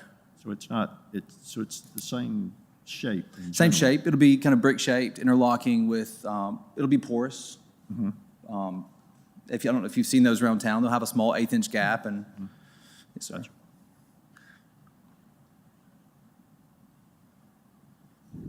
Do we have any other questions for Mr. Overcash? No, I just would like the record to state again how lovely the design is as far as how it blends in with all the historic homes around it, so that it gives the whole block the essence of one big, long picture, and we're not just throwing something down there that has no historic value in design. So thank you, and I know thank you to the city too, because that's why we have guidelines for the historic district. Well, Crawford Nixon here is the reason we're doing a house this nice, because otherwise it wouldn't look this nice. Well, I think the guidelines have a lot to do with that as well. Yes, ma'am. All right, well, thank you very much. If something comes up in discussion, we'll pull you back, but I Yes, think ma'am. I think things are fairly well discussed here. We've received one public comment in support of this application submitted. Is that correct? Yes, that's correct. Is there anyone here to speak in, the whole gang over there, is there anybody here to speak in support of this application? Anybody here to, yes? Mr. Crawford? I'm not, or. I was going to say, like, we could have it, because there's so many of you, we could have a show of hands. We've never done this before. But yeah, if you could place. Hi, I'm Oliver Grimes. My family currently owns the residence, the Collier Yes. Grimes home. And this was a project that my father, my late father, who's an architect, had already kind of gotten the ball rolling on with regard to putting in property, utilizing the yard to add more property construction to it. And the sensitivity to the historical nature of our home, I really support and feel as though it's going to be an improvement to the neighborhood and the community, of which I've been a member of for over 30 years. So I just simply wanted to say that from an endorsement standpoint. Thank you. Well, I'm so glad you came up to speak, Mr. Grimes. Your father was so well respected in town and made such contributions. It's nice for you to speak on behalf of the home and the property in this application. Yes, ma'am. So thank you very much. Thank you all for your time. We'll just go with the show of hands over there. Yes, okay, we have many hands in support. Is there anyone here to speak in opposition to the application? Yes. Please come up, sir. Hi, everybody. Hi. I know it's late, and you It's all guys right. have been working hard, so I will be as brief and efficient as I can be. We'll just need your name and address for the record, You bet. please. It says Matt Aiken. I'm an attorney at Maynard Nexon in Birmingham, and I'm speaking on behalf of Michelle R. Hughes, LLC. Been a longtime advisor of the Hughes family and a friend of theirs. And so we, first of all, compliment the wonderful design. It really is a beautiful design that they put together. We do have a lot of questions, though, about the impact that some aspects of this proposed development are going to have on sort of the adjacent area. So one of the things we noticed, well, just real briefly, just something about the Hughes family is they are, not only have they developed a lot of historic property, the Winterlow building in Montgomery, the mill in Prattville, both of which were award-winning. Daniel Hughes is also the CEO of a large real estate company and is very supportive of development in general and also historic redevelopment in particular. So I wanted to get that all, out of the way. However, I think because of that development experience, they are acutely aware of getting things right on the front end. And I think in terms of like the design, beautiful, wonderful. But there's a lot of other questions that we had. I just wanted to kind of go through those quickly. Sure. And I'll just state here, with us and with this particular commission, we deal with the design aspects of it. So I'll let you continue, but do know there are some things with, like, say, use, occupancy, other sorts of things are not part of our purview and may need to be addressed elsewhere. I think all of these aspects are specifically within your purview, at least based on your design guidelines. Yeah. So sort of threshold question is area of influence, right?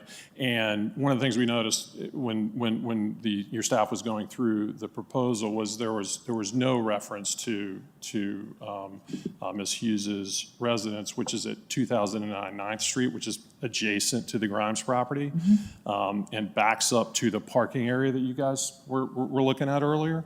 So it didn't at all talk about that adjacent area or potential impacts on that adjacent area. And we have several specific issues that we're concerned about. Also, sort of the question of size and massing, right, which is obviously within your purview. So let me just kind of go through some specific design issues that we really have questions about more than anything. First is size and massing. As you Mr. know, it Aiken, has to be. One second. What house are we talking about? 'Cause is this in the staff photos? Yeah, so if you look at 9th I'm Street, looking at the there's packet. the Grimes house, and then it's the next house. So if you're going. But is it in the packet? It's not referenced, no. Can you call it up so I can? If you want to pull up the overhead, I can point it if you have a pointer.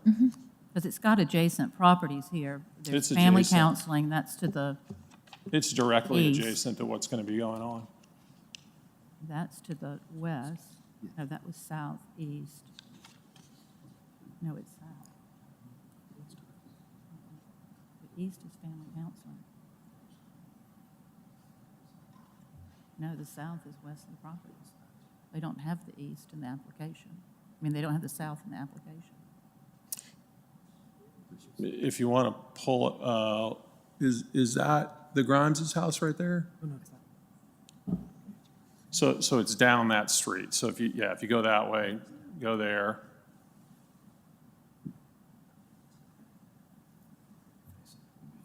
It's directly next door. I mean, if you want to pull up the overhead, we can, but it's directly next door to the Grimes' house. There you go, right there.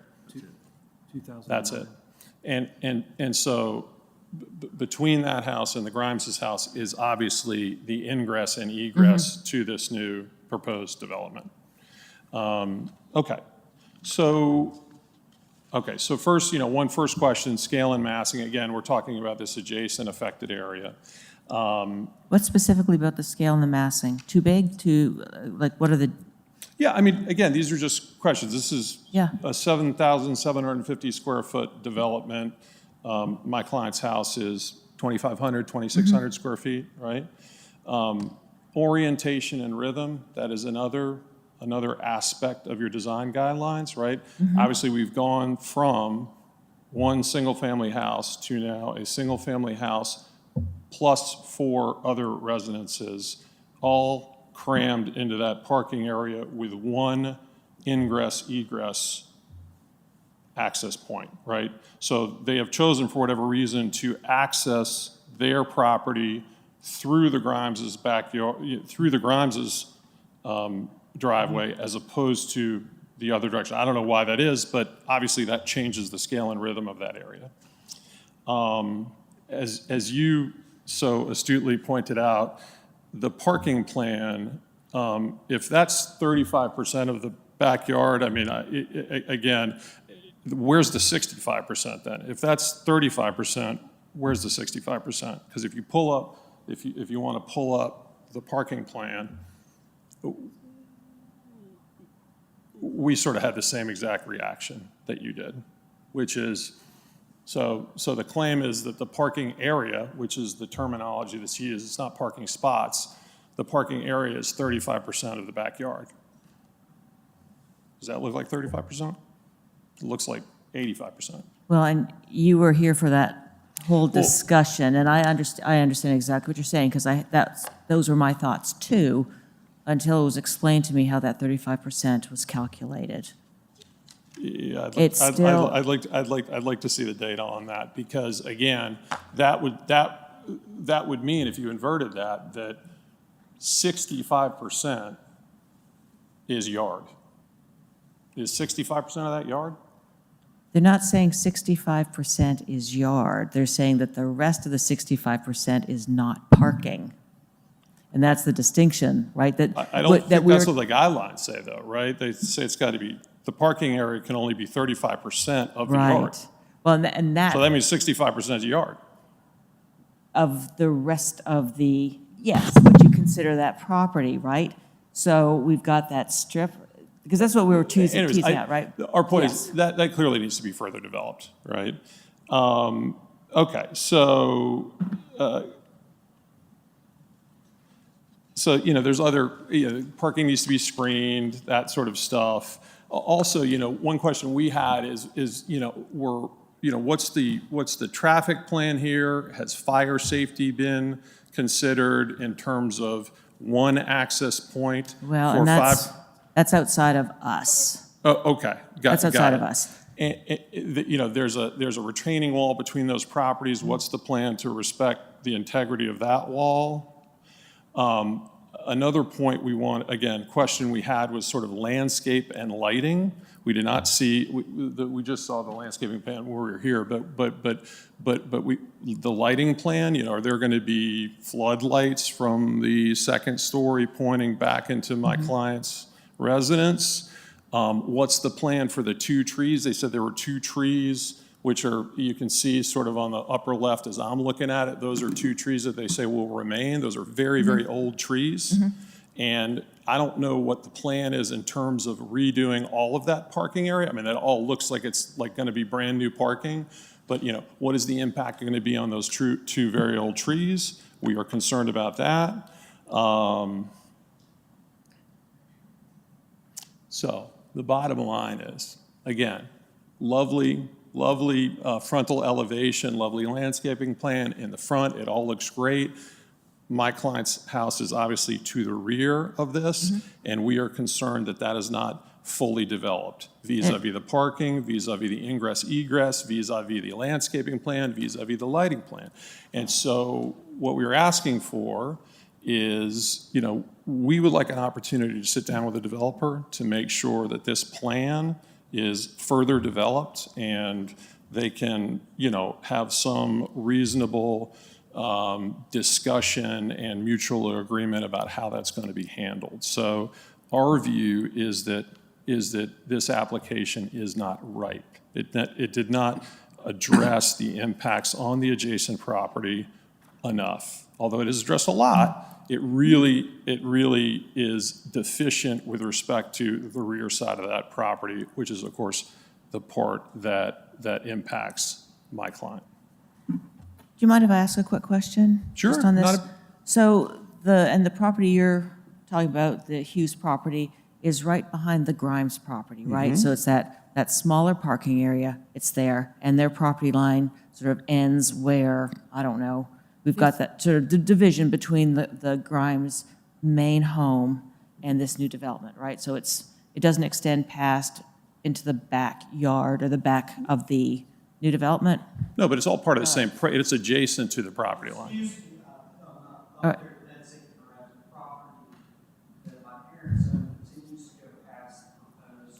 Okay, I see it now. Go Yeah, back to that parking And- you just showed. Is that blue line at the top, right there, very top, is that a property line? It looks to be. That's I what mean, I'm if you gonna- compare okay. the two. That's great. Do you know, is that the property line between his property he's talking about and then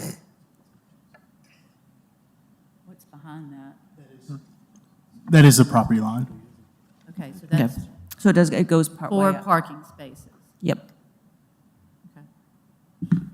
And then what's the property behind the Hughes's property on the other side of that line?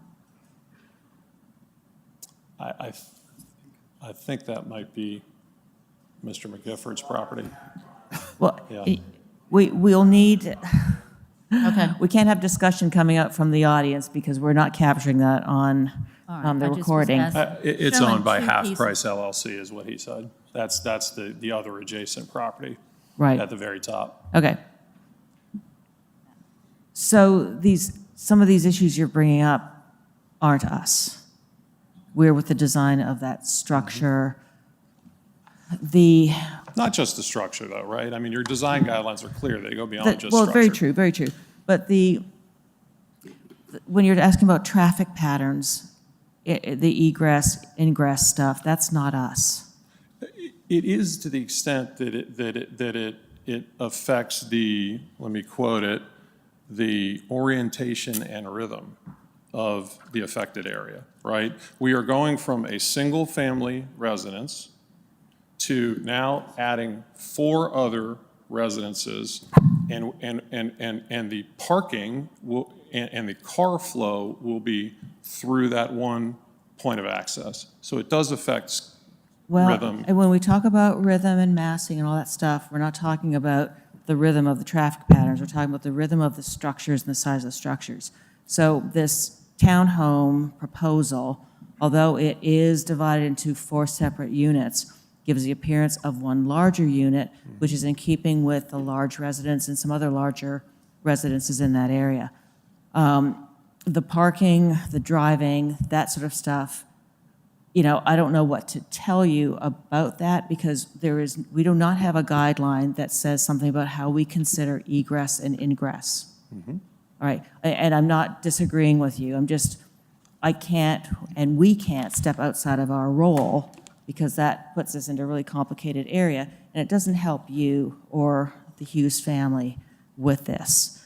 I'm wondering if city staff would like to chime in, or Office of Counsel would like to chime in a little bit on, helping Mr. Aiken and the Hughes family with some of their concerns. That is correct. So this is pending, so the applicant is expecting to go to Planning Commission, and that is pending what happens here. Well, again, it's fine if there's certain components of our concern that are outside the purview of this commission, but there Yes. is sufficient items within the purview of this commission, which I have articulated. Yes. Right? That again, I think our view is this application needs to be further developed. My client needs to sit down with the developer and have a conversation about appropriate planning and protection, right, to ensure that, and again, I'm sure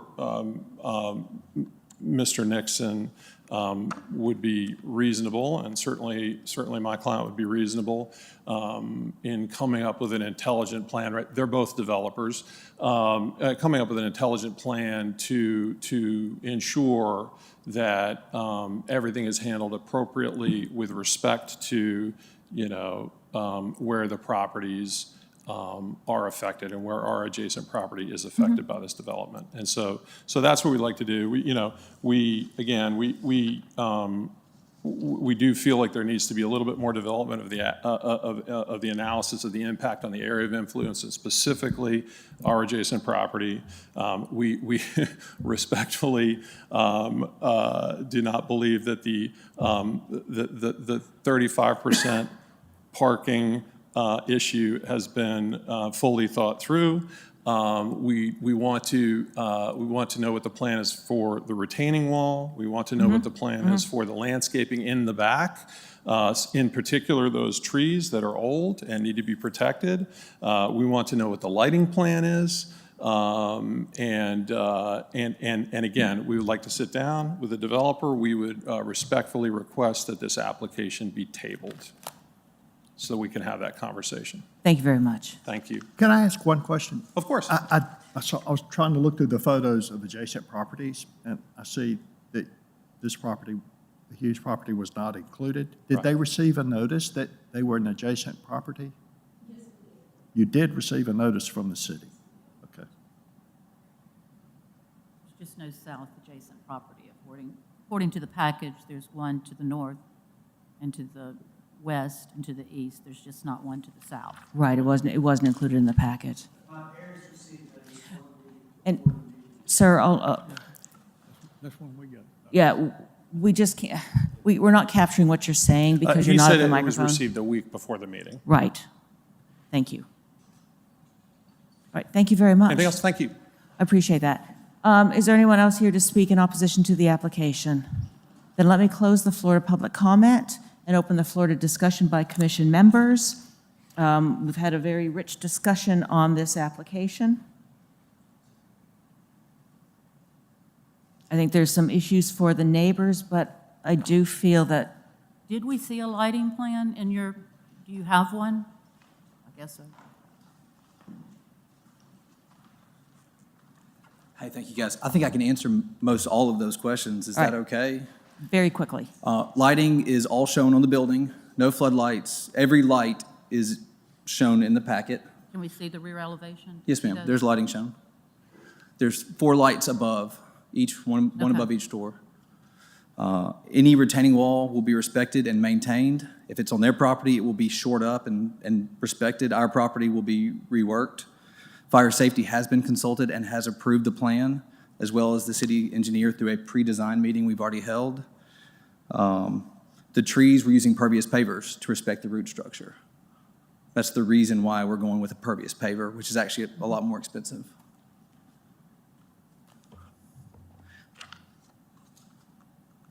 Thank you.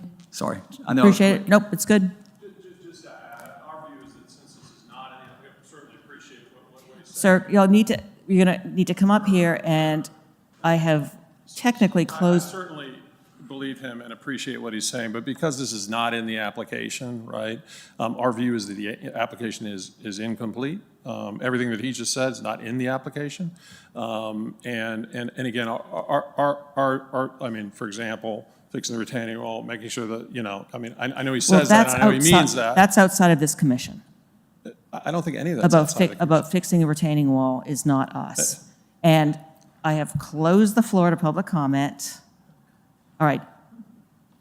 Mr. Aiken, thank you so much. I would briefly I will say- need your name and address, please, for the My record. name is Benton Hughes. I lived at 2009 9th Street for 6 years. I live at 809 Beach Court in Birmingham, Alabama. What I would say is, the plans look well done, and I think everybody would benefit from my parents having a meaningful opportunity to talk with the developer, but the retaining wall that is supporting our property is on their property line. They're talking about completely repaving that area. I don't think this has been sufficiently considered, and I think it deserves a little bit more time, more than just 1 week's notice. So let for me that suggest conversation to this. happen. Let me suggest this, that it's supposed to go to planning, right? Go to planning with these concerns because these are not in our design guidelines. It is, I would ask you, like, cite the design guidelines that has this. We don't have this. This is a different issue than the design guidelines for the Historic Preservation Commission. Is it not connected to parking area? No, it is not. When we talk about parking, we're talking about other issues, but we're not talking about retaining walls on property and here and there. This becomes more of a civil issue that goes, I would ask you to go to planning. Is that correct? Yes, ma'am. We don't deal with that here, and I know you're frustrated with it, and I know you want to be able to. We're not frustrated. We just want the commission to focus on the areas within its ambit and authority. Mhm. We get that. There are other issues, that's fine. Yes. Right? The design, I mean, the parking issue, however, clearly needs to be more developed than where we are right now. There is no way that is 35% It has of been, the yard. sir, it's been explained to all of us how that parking, not paving, but parking is determined. And so the city staff has vetted that, and the parking regulation at 35%. That was not vetting that just happened, was it? Is that what you're saying was a vetting? I think, like, the discussion that It we was just very had. clear. No, they drew the boxes. They explained how that 35% is determined. We were talking about that parking area So as part of the large 65% of that is yard? is backyard. It doesn't say green space, it doesn't say anything else, it's backyard. So, yes, I understand where you're coming from. We see this big area that's going to be paved, but according to the regulations, we have to, which we go by here as commission members, that the way that 35% is determined is where the parking is, not the full paving. That's what we deal with. We can't change those regulations. So if there's a question with that, I would talk to the planning, go to the planning meeting and talk about that. We are just here with the design guidelines, and we work within that sort of tight little specifications that we have. So I understand the what you window that mean. you work in. So, and I would ask, and thank you for your time, but I would appreciate that, if you guys do decide to approve this tonight, that you send me a copy of the minutes, who was here, who voted, et cetera. You can absolutely request that from city staff staff? after Okay, this hearing, yeah. fantastic. And also, when we have public comment, we do actually have limits on how long we speak on this, and I think we've already kind of covered a lot of this ground already. And I know you've been here all night, and thank you so much. No, we appreciate your time, we really do. Well, Thank you so much. and we do, want to hear what you have to say, and I understand the frustrations, but just please understand. It's not frustration, we No, want the process to be handled appropriately and want the Correct. opportunity to, Thank again, you. have those conversations appropriately with the affected Thank you. adjacent area. And Thank you. city staff can tell you when the planning meeting is. All right, thank you both Great. so much. Thank you. All right, so I've closed the floor to public comment, and I'm opening the floor up to discussion by commission members. We've had a fairly vigorous and extensive discussion about this important, right, application development that we have. We don't often see new construction, so this is. I think it's lovely, but I think the petitioner is supposing it brings up something that this happened with another project, where if you see everything within the eyes of just the commission that's in front of, and there's no kind of, what I put today to Zach, a 40,000-foot view, a lot of these issues don't get, they don't kind of come together, and this is something different. So we're trying to take something y'all said at the very beginning of this. This is a new project that we haven't had in the past. And so we're sitting here trying to be like, oh, it's a new project. How do these old rules fit with it? When I think, if we're talking about just a month, it doesn't sound like the Hughes are opposed to it. I'm not opposed to it, but I just think we come up with things in these discussions, and there just seems to be an unwillingness to kind of just press pause, take a month,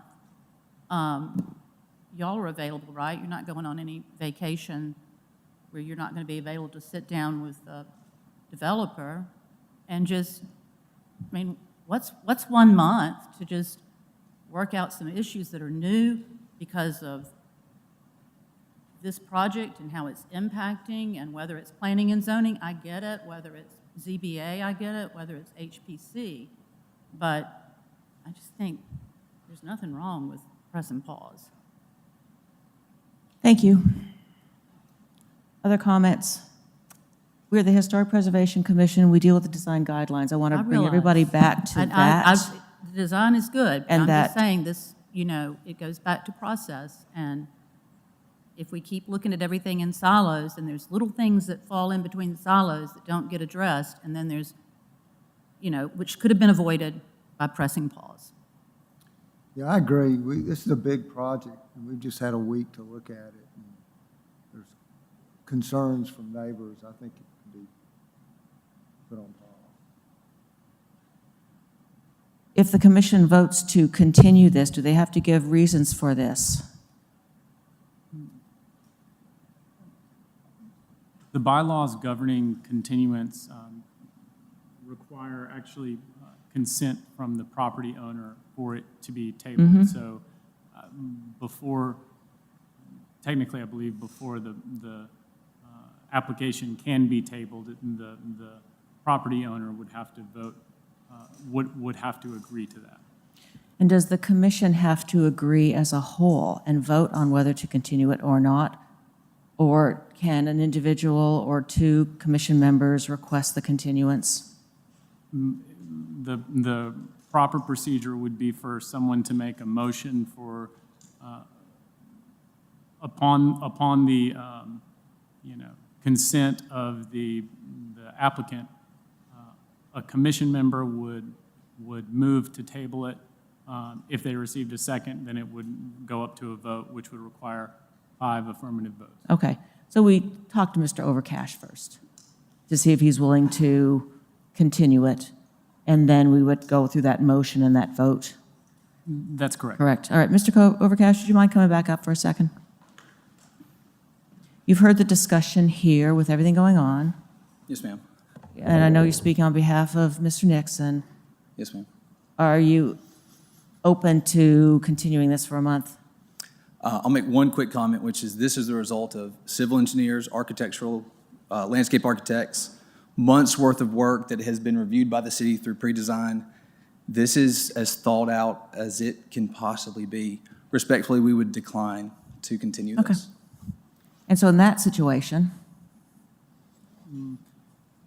It's, the commission's options are to vote in favor of the certificate of approval or against it. okay. Thank you, Mr. Overcash, I appreciate it. Mr. Nixon, please state your name and address for the record. Crawford Nixon, 5887 Moreland Avenue, Yes, Tuscaloosa. sir. I just wanted to point out one thing, and I think this has been interjected since the floor was closed, but could I ask when this was submitted? It was stated a week ago. When was this submitted? We didn't receive it till a week ago.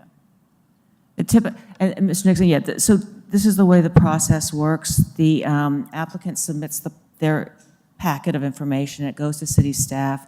They go through it. They compile the information, and then it is sent out 1 week before the application. So they may have had it for several weeks, but it doesn't get to the commission until a week before. It gives them time to seek clarification if something's needed, if amendments, if, say, the packet is incomplete. Yes. So it gives the city staff a chance to work with the applicant to get the packet together, and then it's presented to us the same day it is posted on the city's website for public review. Does that help answer your question Yes. about that? Okay, I just knew we presented everything over a month ago. I understand. I just wanted to point that out. We didn't slide this in, No, we know. bring you We some know that. packets up this Yeah. evening and try to Yes. get a yes. Yeah, no, and thank you. Appreciate that. Thank you. And All I would right. state, again, I think it's a lovely design and well thought out, and I'm sure it was met with all the, check the boxes within the areas that it was discussed, but I think the petitioner brought up some, or the neighbor, whatever you call him, brought up some issues that maybe just weren't thought up about the impact when they were discussing. And I don't see why just holding off for a month just to kind of work out what some of those are, so that, because nobody's objecting to it, they just are questions that no one seems to be able to kind of really know what the answers are, because we're applying current standards to something that we all agree is a new development. It's just out of the box. It's nice looking, it's just out of the box. We've dealt with new developments before. But y'all said at the beginning of this, with the, about the parking and having We to- don't often deal with it, but having to we ask, have.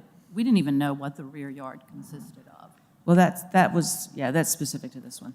All right, so according to Office of Counsel, our process now is, I have a standing motion to approve this application. You vote yes, it goes ahead and is approved. You vote no, and they will have to come back to us.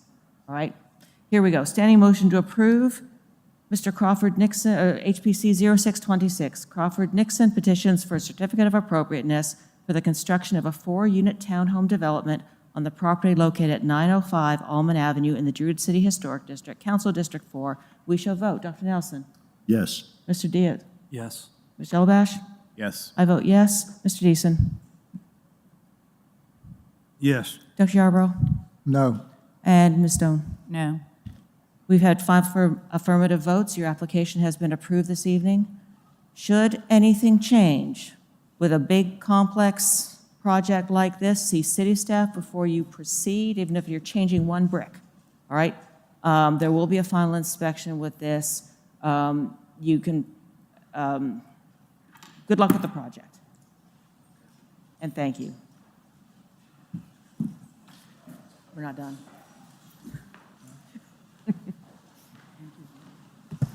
For other business, we have 5 historic expedited review approvals since our last meeting. And thank you very much. We are adjourned.